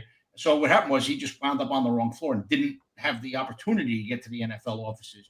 But I mean, obviously a tragic situation. You know, what really bothers me, and look, we're doing it a little bit here, but I think we're being careful, is I heard some experts on TV last night that were saying things that just were like wild ass guesses. Like there was one lieutenant from the police department saying, oh, this is definitely not somebody with any military training because of the way he's carrying a rifle, which is hanging down along his body, which in my opinion looked like he was just trying to keep the gun bladed to his body to make it less conspicuous. So, I mean, I heard some of the commentary and I just shook my head. And then CNN, in fact, it was actually former Deputy Commissioner John Miller was saying that the shooter was a white male, when clearly looking at the imagery, the gentleman appeared to be have like curly, almost like Afro-like hair. Could have been Hispanic, Black, Asian, could have been any other thing, but he clearly wasn't a white man. So, I mean, I know there's a lot that we still have to learn, but again, I think this is an instance where someone who was mentally imbalanced was aggrieved about something, and it bottled up inside for a long time, and he acted out, and this is the end result, which is tragic and is never justified, but I think it's what we have here. So, Mike, if I can jump in, I have a short comment, and then I'm going to punt to you for some of the things. Sal Greco on his show earlier today talked about, and I'm not going to name all the people, but there's a lot of people that jump to conclusions early. John Miller, I'm a little disappointed and surprised because we all know, like, hey, let's slow it down until we have facts. And right. Maybe that was the information he had at that time. But there were some people that went out on social media saying some atrocious things about all different ethnicities without any facts behind it. And nobody knew. And all you had to do was wait. Is there a place anywhere in New York City from the top of Central Park down that's not under CCTV surveillance? Yeah. Just wait for the camera. Wait for the information. You'll get it. Oh, all right. Physical descriptions from witnesses, fine. But like, why are you putting that out and saying it's okay to say this is what the description is? But like, see, it's a Muslim. It's a Middle Eastern. They're horrible. They're going to destroy our country. That has nothing to do with this. So, right. So there's one thing that's a fact, and then you start editorializing the fact that you might have gotten from an eyewitness. It's just wild how fast everyone wanted to be first, but not right. Mike, go. Well, I'm with you, and I often think back. That I was taught a saying early on in investigations that Sir Arthur Conan Doyle penned in the Sherlock Holmes book. He said, it's a capital mistake to theorize before you have facts, because insensibly you'll spend all your time twisting the facts to suit your theories rather than allowing the facts to unfold and build a theory on top of that. So I think you're right. It's weird because I don't know if it's the push for media to be the first, or it's the one to be out there on Twitter first, or whatever else. But I think sometimes we get way ahead of ourselves, and that could be even more damaging. I think back when you were talking about the camera systems, I think of Luigi Mangione, who shot and killed the healthcare worker in outside the Hilton in downtown Manhattan, and the number of cameras that they had on him in just a short amount of time. I mean, I know that you had an incredibly tight role with the Real-Time Crime Center, Tommy, and I spent so many hours in the New York Real-Time Crime Center. I know what the capabilities are of collecting information and making informed discussions. But I wondered the same thing, and I wanted to know how the two of you as New Yorkers felt, because as you well know, Tommy, for a year I had an office just up the street from where this happened. Yeah. And I still walked down the streets of New York looking at people, but how does a guy walk with a rifle like that across the parking lot? I don't know how far his car was parked away, or if he just pulled up and left it blinking on the street as he walked up. But he had apparently, Pete, a revolver in the vehicle and more ammunition, but I don't see a way for him to be carrying a whole lot, maybe another clip or two or a magazine or two on his body, but it didn't look like he's packing a backpack to haul ammunition in. But no, you're right. He did park very close to the building. He left the car with the flashers on, in fact. Okay. And the bomb squad had to render the car safe. So, I mean, they were showing live footage of them using ropes to pull open the door handles, using ropes to pull open the trunk so that if there was a booby trap that they wouldn't detonate anything. I mean, they did a great job. That's one thing I have to say is the police response was good. I saw there was a young lady who decided to give some lip service to the police, and she wound up in handcuffs, which I think was kind of refreshing to see. But great job by the police. Tragic to see a member of the service lose his life. I've seen far too much of that. We all have. But yeah, I mean, I agree with what you were saying too, though. I mean, this whole "when it bleeds, it leads" mentality is not a good thing for the news to be going down that path. I mean, put out facts, put out what you know. You know, when you start speculating, you go into these weird rabbit holes. You know, it doesn't serve anybody. So, guys, one of the questions I had was around the looking at his physical body and the fact that it didn't appear like we see in some of these active shooter cases where they're carrying in a backpack with a bunch of ammunition or other kinds of things. It was almost like it was a short-term event that he wasn't planning on spending all day there, and that maybe he was intending on ending his life, or he was cornered, who knows. But what were your thoughts looking at him, Pete, especially from your ATF background? And just, I mean, how long was this thing going to go on if he kept going?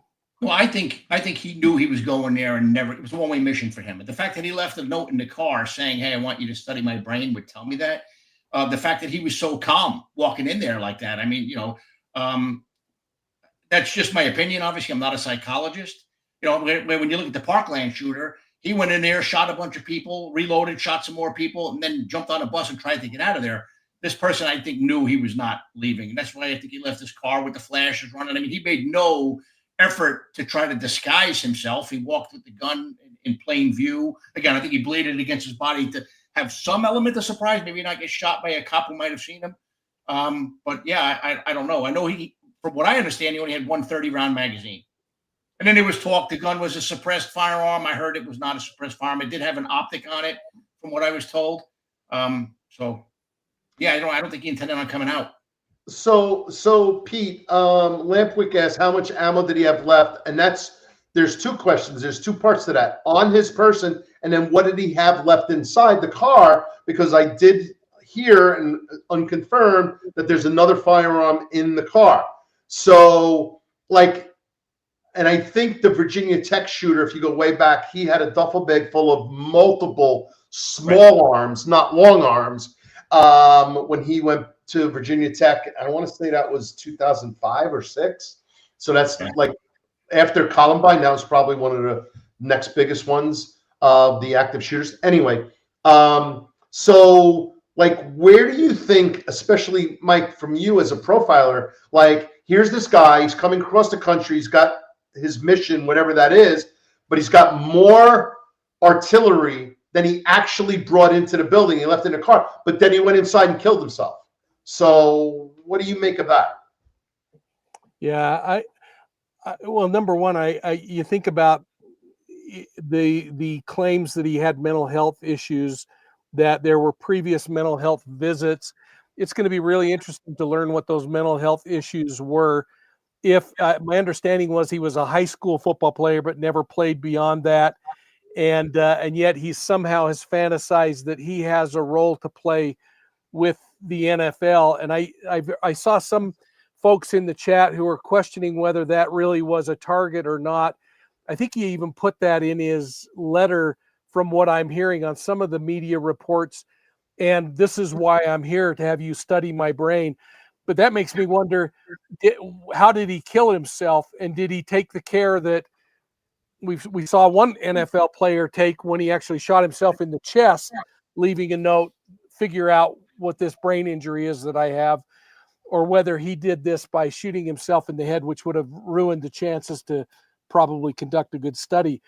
But I think the thing that's going to be so important is what manifestos he left along the way, either in breadcrumbs or in that letter, to really understand. You know, and I think, I mean, Chief Kathy Lanier from DC is now the NFL director, and we you know, what a lovely person. We all just really think the world of. Somehow he passed the 5th floor, and whether that was by an act of mercy or what, we don't know, or whether it was, this is something else we got to figure out, was it a bank of floors that only that elevator would go to? Or I've been in many of the floors in your city that only you could get to one floor, that you had to check in with your card, and that took you to that particular floor. But somehow he ends up on the 33rd, and he doesn't stop shooting. So it's still more about legacy than proving a point about this. And that is another thing that I think is kind of interesting in this whole mix about thinking about the behavior of the offender here, is that if he missed the 5th floor and this was all about the NFL, then you would have tried to get back down to the 5th floor. But he still was hell-bent on committing homicide and getting a legacy and a name for himself. And to me, I think that's going to become more important than we're giving it credit for right now. I mean, once they exploit his phone and his social media, they'll probably find out a lot of other things. But yeah, I agree with you, Mike. But to your point, I think from what I have heard, that's the situation. He got in an elevator, not realizing that it wouldn't stop where he wanted it to stop. So he wound up getting off on a higher floor. So again, Right. the investigational. Right. So assuming the CTE motive is the established motive, which we'll find out as the investigation goes. And I want to walk through the investigation for this podcast, because this, I think, is our sweet spot with the three of us.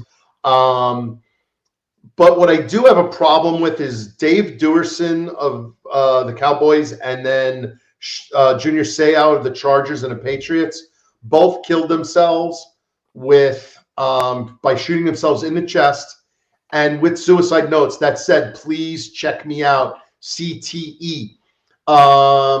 I believe I have brain damage and I'm troubled," and it's a really tragic situation. So I have two things that I want to talk about. I know there's an NFL protocol that has been exponentially accelerated over the years, and there's a massive investment in that. But on the other side, my son played high school football, played Division I football, and I know for a fact that in my heart, I shouldn't say a fact, I know in my heart that he's had multiple concussions from hits that I watched his behavior on the sideline, and I knew his bell got rung.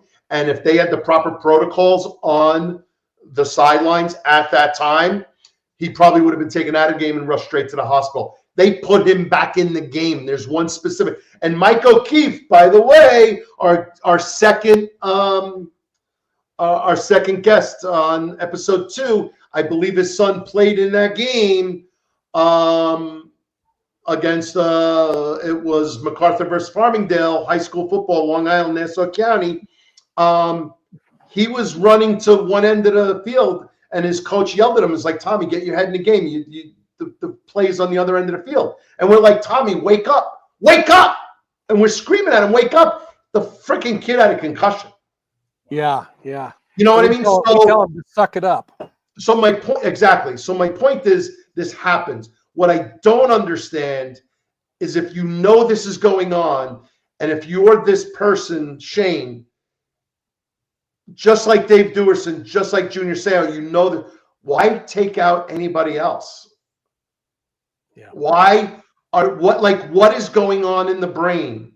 What is going on that you say, I'm taking other people with me? Like, maybe you want to blame somebody who says they're at fault for not helping me. They're at fault for causing this. But like the security guard, the woman from the Blackstone, like, what is that? I just like, so for cops, we're the last line. Cops are the last line. I don't care about motive. We have to serve and protect. Period. End of sentence. I don't care what the motive are. You smart people can figure it out later. I'll stop there.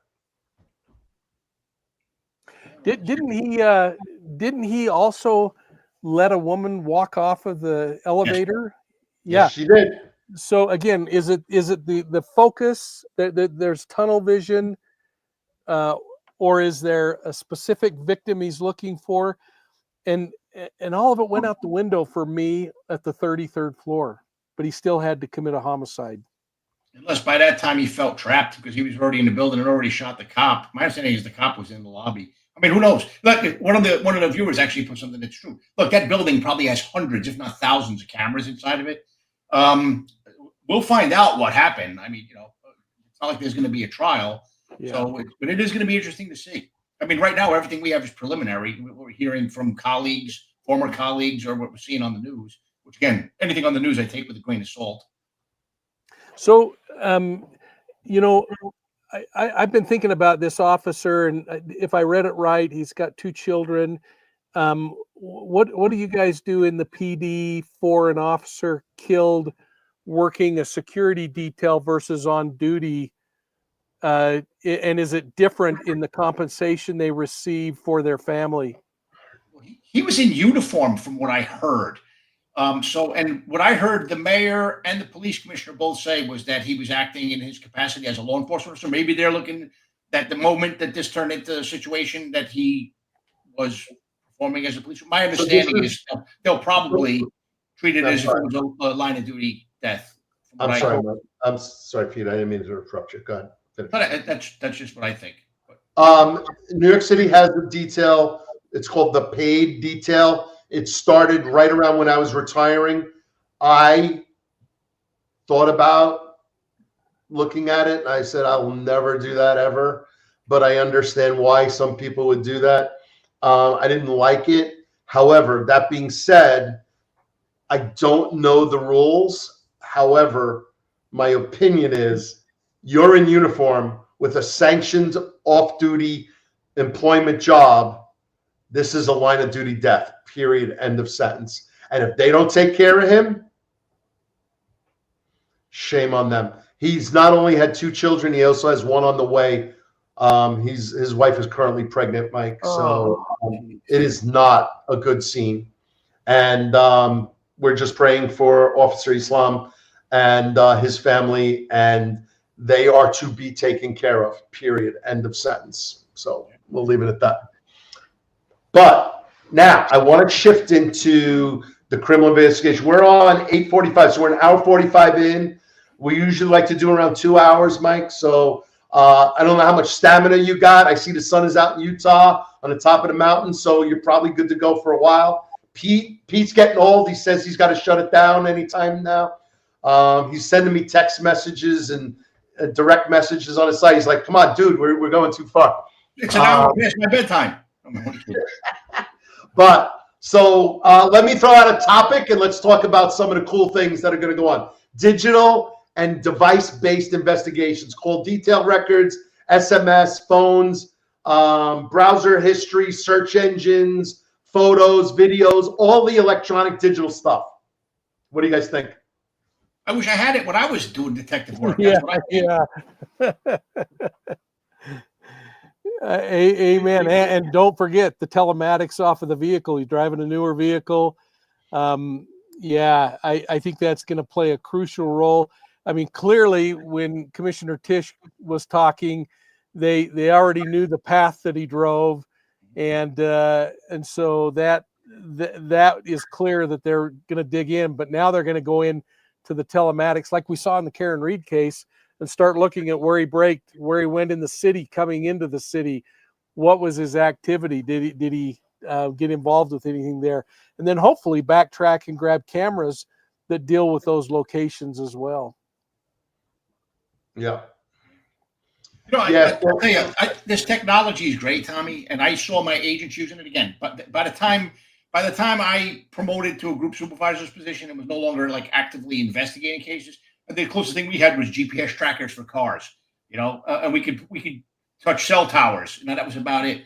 But you know, as someone who supervised folks, one of the things that troubled me is that when agents relied so much on the technology that they were afraid to get in the interview room with the defendant and have a interview. They relied, you know, they were in their cubicles constantly doing computer searches, doing this, doing that. And then it was time to go sit in the box with a guy. They would be terrified. I mean, that's the one thing I embrace the technology. I wish that I had it, but I just would love to see people hold on to the old school stuff that we did as well and use the technology to supplement it, not replace it. So I did see that happening a little bit with some younger agents in my time. All right. So I read a book once. It was called Headquarters. It was written by a gentleman by the name of Francis X. McCormick. So Francis Xavier for all the good Catholics on the call right now, and he was the chief inspector of detectives at some level. And he was chief of detectives, whatever that rank was. Became the chief inspector, which is chief of department. All the confusing titles back in the turn of the early 20th century, 1900s. And there's a quote in the book that says, with all our advancements in technology, and I'm reading this, and it's like the 20s and 30s, right? With all our advancements in technologies, nothing is ever going to replace getting a stool, right? A rat. We don't call them stools anymore. Mm-hmm. A stool, cornering him in an office, in a hotel room, and squeezing him to get the information that we really want with all your advancements and all your technology. And this was written in the 50s, but he was talking about like the 20s and 30s. And I never forgot that, because after transitioning from public safety and my law enforcement career into the vendor world with all the technology, and Mike and I can talk about that extensively. And we'll talk about LPRs because that's going to play into this case right now. I still believe that to be true for a very long period of time. Hopefully in my lifetime, I don't ever want to see it change. I don't want ever technology to become this AI stuff that takes that over. But you still need somebody to tell you a story. Yeah. Somebody, you can have all of the data points and all of the technology to kind of frame what it was, but someone's got to tell you a story. So in this case, his writing and his family members and his doctors, to the extent that they're allowed, people have to tell you the story that goes along with all the data points that we're going to accumulate through the technology. What do you guys think? Yeah, 100%. I'm in. Yeah. I'm thinking. I had a chief tell me. Of course, Tommy, we had the opportunity for many years to meet with the 60 largest police departments 3 times a year, and we got to know those chiefs very well. But I remember one of them saying to me, "How do I get an officer to quit communicating through text and communicate face to face?" And I was thinking, I wonder if we're going to get to the point people sit in an interview room and they text and wait for the guy to respond. versus the hours that we would spend with a suspect in a room talking. And I remember on one particular case, starting a guy with his first kiss, and tell me what that first kiss was like, and going for an hour just learning about what his childhood was like, because I was picking up all the ways to read this guy when he was telling the truth about things. But then when you start turning the screws down, you can tell when they're acting differently. And I think we're losing that art with some of the people we have working the streets now. And I think they're amazing officers, but we're losing that face-to-face communication. Oh, I couldn't agree more. I had agents that would sit cubicles right next to each other, texting each other, hey, where are we going for lunch? Instead of getting up, walking around 6 feet and saying, hey, but I think it's generational. Like when we grew up, we played, like I lived in New York City, we played stickball. We played touch football out in the street on the concrete. So if you were out all hours of the day and night. If you had a problem with a kid, you beat the shit out of each other until you either got along again or you hated each other's guts. Yeah. So you had to sort things out. You had a problem solve.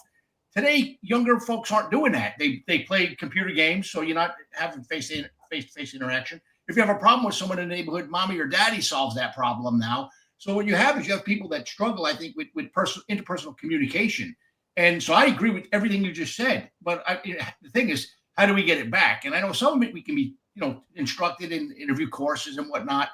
But I mean, the other problem with interviewing, from my opinion, and it's something I really love doing as an investigator, is it's a perishable skill. If you're not doing it, because you build up a rhythm, you build up like a cadence when you're in the box with a suspect. If you're not doing that all the time, you get rusty. So I do worry about the future of policing if our people don't develop those skills and maintain them and just really get comfortable in that interview room. It's a challenge that I think many agencies are currently facing. Yeah.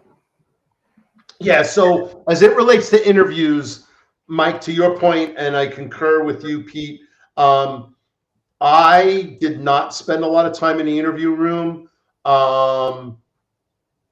However, working in the 79th precinct for 1,856 days from May 4th, 1999 till June 6th, 2004, watching the members of the Brooklyn North Homicide Squad and the 79th Precinct Detective Squad do amazing things in the interview room. I remember watching detectives talk for 3 hours before they ever talked about the incident. Mm-hmm. Yeah. I also remember a detective walking in and walking out in 5 minutes and going, he just confessed. And I called bull on that. And he goes, no, seriously. He said, look, I know why I'm here, and I'll just tell you I killed the bitch, so, and that was that. So I think interrogation and the art of talking to people, right, Terry M., if you're still listening and you're still on the chat, he's one of those great interrogators and great Brooklyn North detective homicide detectives. And Terry Murnane's brother, Buddy Murnane, legend. Pacelli's hero. So Legend. Shout out to Terry Murnane and Buddy Murnane right now. Awesome. No, that was an art, and if we lose that, we're done. They cannot. So any detective, any potential detective listening right now, your interview and interrogation skills are imperative. Your ability to get someone reluctant to tell you, whether it be a witness, a complainant, or a perpetrator, your ability to get them to tell you something they're reluctant to tell you is your holy grail. What do you guys think? Well, not only do I agree, Tommy, I'll tell you, I used to run into old-time detectives that were thinking of leaving the police department, the ones who were great interviewers. And they'd be like, I don't know what I could do, kid. I don't know what I could do. I'm like, what, are you kidding me? You've talked people into selling themselves into life in prison. You can do anything when you retire.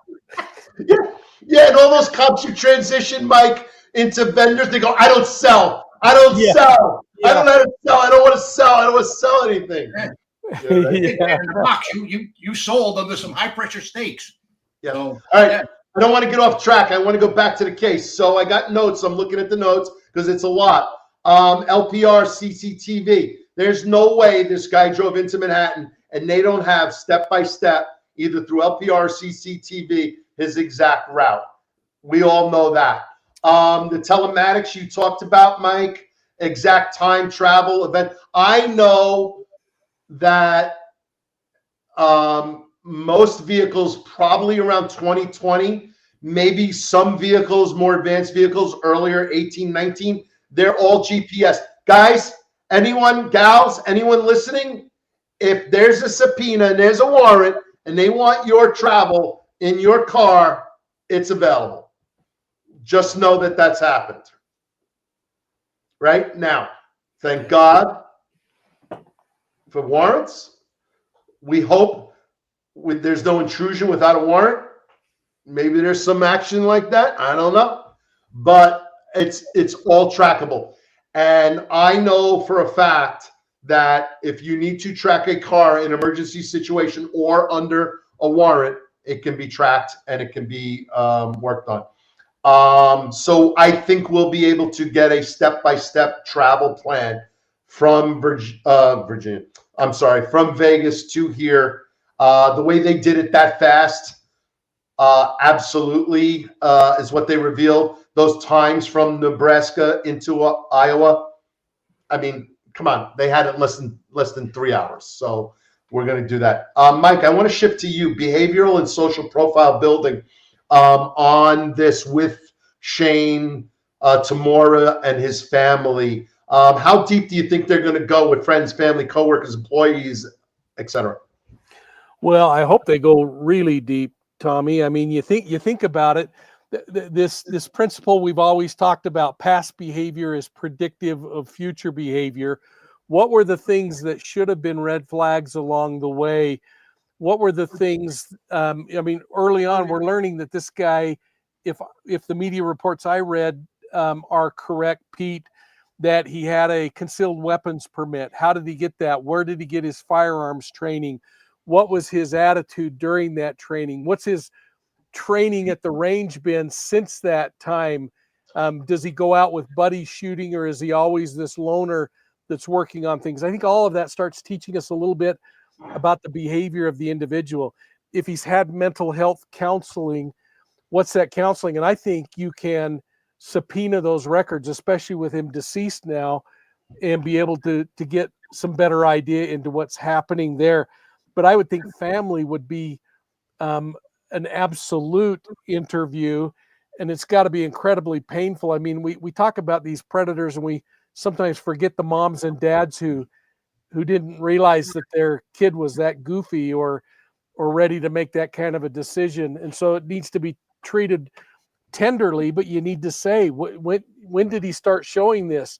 And if he showed it when he had a concealed weapons permit, was anybody notified? Was there discussion of whether he should have that pulled? When did he buy that assault rifle? And I know people hate that word, Pete. I don't know what the right word is, but it's a carbine. It's a rifle. Okay, a carbine. Yeah. And I've been kind of chewed out for saying assault rifle before, so I try to be a little sympathetic to that because I don't want to tag it that way. But when did he buy that carbine, and how much work did he do practicing with that? Why did he have to have the types of implements on that, the scope, or I don't know, was there a suppressor, or could you tell from the look of that? I was told there was no suppressor. In the photo, it looked like there might have been, but I couldn't tell definitively. But I was told there was no suppressor, but there was an optic on the rifle, from what I was told. Okay. So Tommy, I start thinking about all that. And then, of course, man, once they release things that were his manifestos, and again, I always call it like in breadcrumbs or the letter, what's he saying to really lay out what he did? But then the physical behavior on the site. I mean, clearly he had that location in mind. The telematics, is it going to show drive-bys and preparation? Was he getting the courage to go in, or did he just come straight into Dodge and walk through the saloon doors? And then what was the methodology once inside? Had he been inside that building? Will they find other imagery that suggests that he knew where this police officer was, or security was located, or other kinds of things? I just think there's so much that sometimes, especially when the shooter is eliminated, that we might give up on because it takes a lot of work. But I would sure hope that we don't. I hope we get all that info. Yeah, so phone call detail records and the geolocation on those phones. I mean, anyone who's got a phone, I'm not going to speak for the Apple people, but I'm an Android guy. and I look back at my travel history, and I can put a map of the world, and I can see everywhere I've ever been at every point in time and every store I've ever visited. And I'm sitting there going, man, I am so lucky that I am not a criminal, because they've got me. And that's just what it is. And that's what it is. So they're going to harvest that. They're going to dig into that hard. And there's solutions out there that can help you with that, and then are just crushing and devastating. And the people and the analysts that do that are phenomenal. So we're looking forward to that. What about social media scrubbing and any, the Facebooks, the TikToks, the posts, the DMs, all of that kind of stuff? Every time an offender is identified, somehow those profiles get taken down so fast. But if you were a cop and you called up and said, hey, I'm looking for this guy, and it's not in the media, and does he have a profile? It's like, I don't know. I'll get back to you in like a week to tell you if he had a profile or not. Exactly. But somehow when it's sensational, it gets taken down in a minute. Yeah, we have a very dear friend, and that when I worked in the city, I worked for a company that looked into the deep, dark, and surface web, and I think law enforcement has to get better at how to manage the deep web and the dark web, because I think there's information there that could be discovered, and that's going to freak out a lot of people that I would say that, but we got to get better at that. We all know that the sophisticated offenders are working on Tor and Onion browsers and stuff like that, and encrypted emails, like legitimately encrypted emails, not the emails and not the messengers set up by the government that are really like, yeah, don't worry, it's encrypted, but we're not going to read every message that you sent, but don't worry about it. What else we got?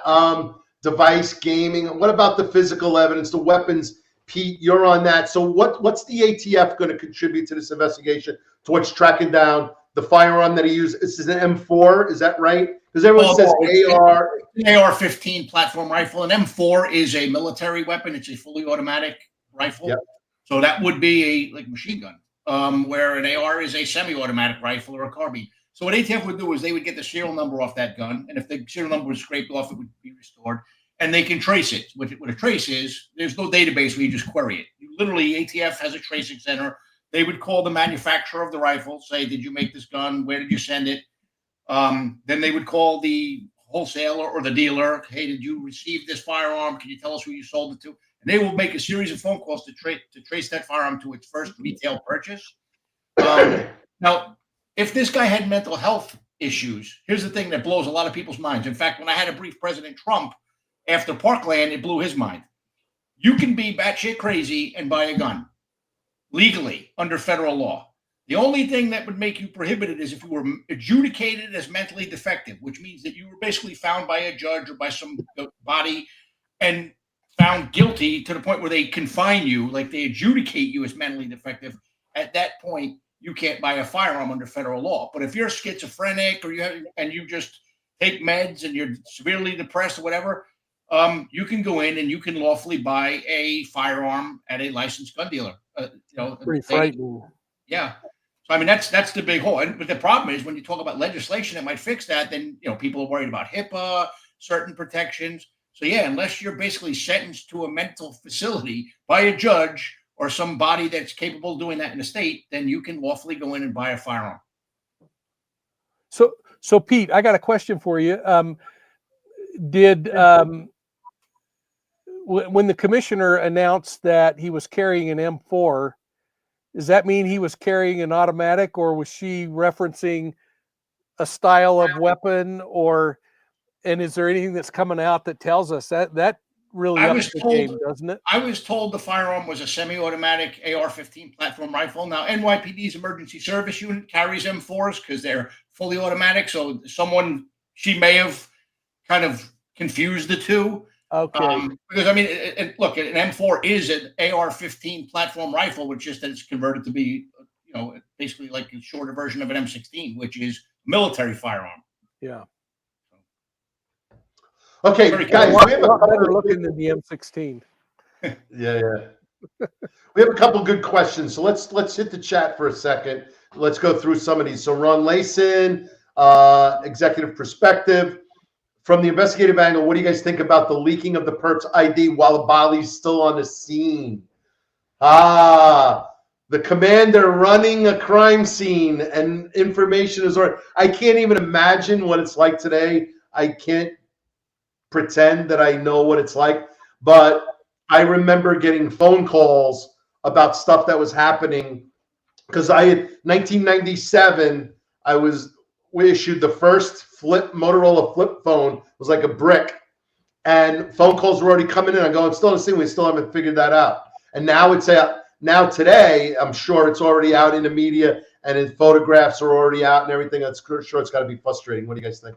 Well, look, there were photographs of the bloody firearm, the AR-15 rifle. Yes. Look, those are going back to what I said earlier about those Tempe cops. Tempe cops were arrested for tweeting out crime scene photos. Got news for you. Those were crime scene photos. Should they have been leaked? No, of course not. Somebody could probably be locked up for that, to be honest with you. But it happens all the time. So it's very interesting. Well, stay off your department phones, guys. Yeah. So, one quick question, Mike. Do you know Ray Pierce, NYPD profiler, now retired first grade detective? Bobby, thanks for the shout out for Ray Pierce. I personally know Ray Pierce. I haven't talked to him since I retired. Did some training with him. If he's still alive, fantastic. I hope he's doing well. But I'm guessing you guys know him too. I know. I don't. I wish I did. I got to know a lot of your colleagues there over the years, working on the GIS side of the house, but no. Did you know Ray Pierce, Pete? Yeah, I had a case back in 94, 95. It was a rape case, 51 DNA-linked serial rapes, and Ray Pierce consulted on it because we were just chasing a person who was doing rapes, mostly of young ladies who were leaving nightclubs in the Bronx and Upper Manhattan in 1994, 1995. Eventually, the guy got caught. Not by me. I wish I caught him. But yeah, so we consulted with Ray Pierce on that case in the early parts of the investigation. Yeah. Okay. All right. So I think we hit most of the obvious investigative techniques and ideas, and I want everyone to know that I was very cautious about everything we talked about. Nothing that we talked about is in some way exploited through the media, newspaper articles, TV shows. I would never reveal anything that is, unique to the police department that the general public doesn't know. They've all talked about it. I've read all the articles on all the things they're going to do. They have all of the FOIAs and all of the legal requests. Mike, you and I know from being in the public safety tech vendor space that all of the privacy people are flooding police departments with all of these requests for information on how they do it and why they do it. So either they can protect civilians' rights and privacy, or they can exploit the technology that, you pick your choice as to why they're motivated to do what they do. I think they do it so they can click the donate button and say, see what I'm doing for you, and keep funding my nonprofit so I can hire thousands of lawyers. But that's just me. That's just me. It's an educated guess, Tommy. Yeah. Listen, at all seriousness, at the end of the day, we have a lost officer and 4 precious lives in New York City. I believe there's one person was serious, but I'm not sure if they were likely. I don't know the update, so we're praying for them. Let's go around the horn. Any final thoughts? Any last ideas, comments on anything we talked about tonight? Comments in the chat. If you got any last thoughts, hit them up now because we're going to start wrapping. I'll say something, Mike. It's been an absolute honor to meet you here. I know we've never spoken. And your story is amazing. And the fact that you're so humble it is inspiring. But it was an honor and a pleasure to have you on the show. And yeah, Tommy, my prayers, my family's prayers. As you know, Tommy, both my kids are in law enforcement. My family's a law enforcement family. Our hearts are broken for Officer Islam and for his colleagues that are suffering. You know, here's the thing, Tommy, we didn't touch on it this episode, but those cops that responded to that scene can't unsee what they saw. And if something's bothering someone, if you happen to be listening to the show, talk to somebody, man. You know, don't bottle it up. It's not worth it. Leave the profession whole. You came in whole, leave whole. God bless you all. And Mike, man, completely thrilled and honored to meet you and listen to your story. Inspiring. Okay, Mike, before we talk about your book and Pete's book, this podcast has stimulated some officer wellness situation. Pete and I have talked. We'll be talking to the Finest Unfiltered family. We'll be figuring out an add-on episode around officer safety alone. It's not going to break our cadence for every Tuesday night, but we'll figure it out. We've got some people who have outreached to us. They want to contribute their stories. They want to share their thoughts and ideas. They want to share their experiences. We're going to do that because at the end of the day, we're having this conversation. We're having this podcast, and it's fun for us and Pete, for Pete and I, for our guests, like a guy like Mike to come on. It's fun. But what's the point of it if we're not helping and moving the needle for somebody, somewhere, somehow? So, officer wellness is going to be an add-on episode coming up in the future. So, and a bunch of other things too, but officer wellness is definitely front and center. Mike, go. This is your book. You got to plug. Hey, well, perfect segue with the officer wellness, because that's what I kept thinking about, and I'm so glad you brought it up, Pete. And Tommy, you know how much I love you and how much I respect you. And Pete, it's been a blast, and I look forward to a lot more. But I keep thinking about this officer's family and the officers, not only in the New York Police Department, but across the globe, because there's a weird thing about this brotherhood in law enforcement, and that includes women as well. But there is a connection and an ache that happens. And whether you're hearing Amazing Grace or you're reflecting, walking past the police memorial and seeing friends of yours that's name is on that darn thing, it impacts. And yet the bigger thing to me is all the ugliness that cops get to see that they somehow have to try to tuck away. And so I'm so glad you're doing that. And I want to just say tonight, we also talked not only about this officer and his family and the officers surrounding him, but we talked about 4 kids in Idaho who, you know what, they were just glumping along and they didn't deserve what happened to them. And John O'Keefe, he didn't deserve what happened to him. And maybe Karen Reed didn't deserve what happened to her. But we just got to get a whole lot more empathetic.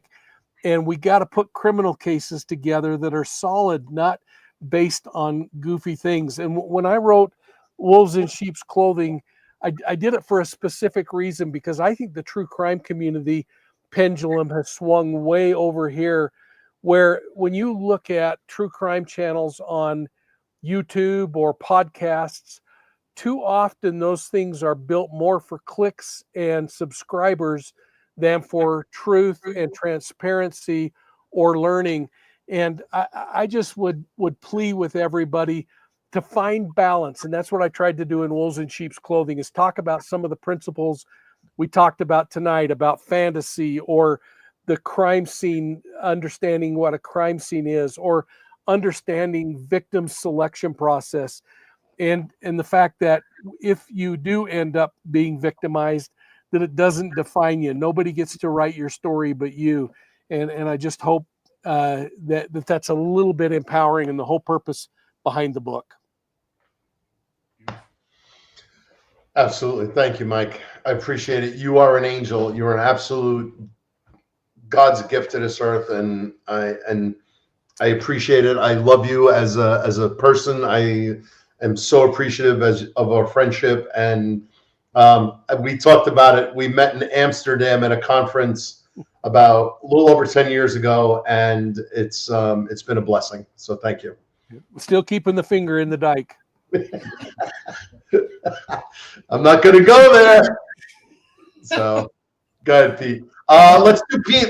Pete's got a plug. We're gonna keep plugging Pete's book, Deadly Path. Incredible book. Whistleblowers. Come on, guys. At some point, things are so bad, someone's got to step up and do the right thing. You can't keep going. So, Pete, this is your plug. It's your show, buddy. Yeah, I saw things happening in Phoenix that went against the grain of everything I believe in. I protested, was ignored. A border patrol agent was killed with a gun that was allowed to be trafficked by ATF. Someone in that group, I wasn't in that group, blew the whistle, and then the U.S. Attorney's Office was going to go after him. I didn't even like the guy, to be honest with you, but I decided that wasn't appropriate. So I stepped forward and blew the whistle on things that were going on there as well as a case involving the trafficking of hand grenades to the Sinaloa cartel. So it's all in the book. No names have been changed to protect the innocent because some folks weren't held accountable by the Department of Justice. So I decided that I was going to hold them accountable. And it'll piss you off, but I hope you enjoy reading it. Okay. All right. With that, I'm going to wrap up, everybody. I am going to do a close. What is it called? An outro? Not an intro, but an outro. So bear with me on the tech. I asked Mike to help me out because he's an experienced podcaster with 234,000. I said 233,000, but he corrected me. It was 234,000 subscribers. So, and then he couldn't even walk me through how to do an outro because he's such a big shot. He's got a production crew. So that being said, bear with me. You can find us at the Finest Unfiltered YouTube, X 104 Tavern. Pete and I are LinkedIn, 104 Tavern, 104 Tavern Podcast on LinkedIn, Instagram at 104 Tavern, and at 104 Tavern on Facebook. I'm going to try this out, close, and then I'm going to wrap it up. Mike, love you. Pete, love you, brother. Pleasure.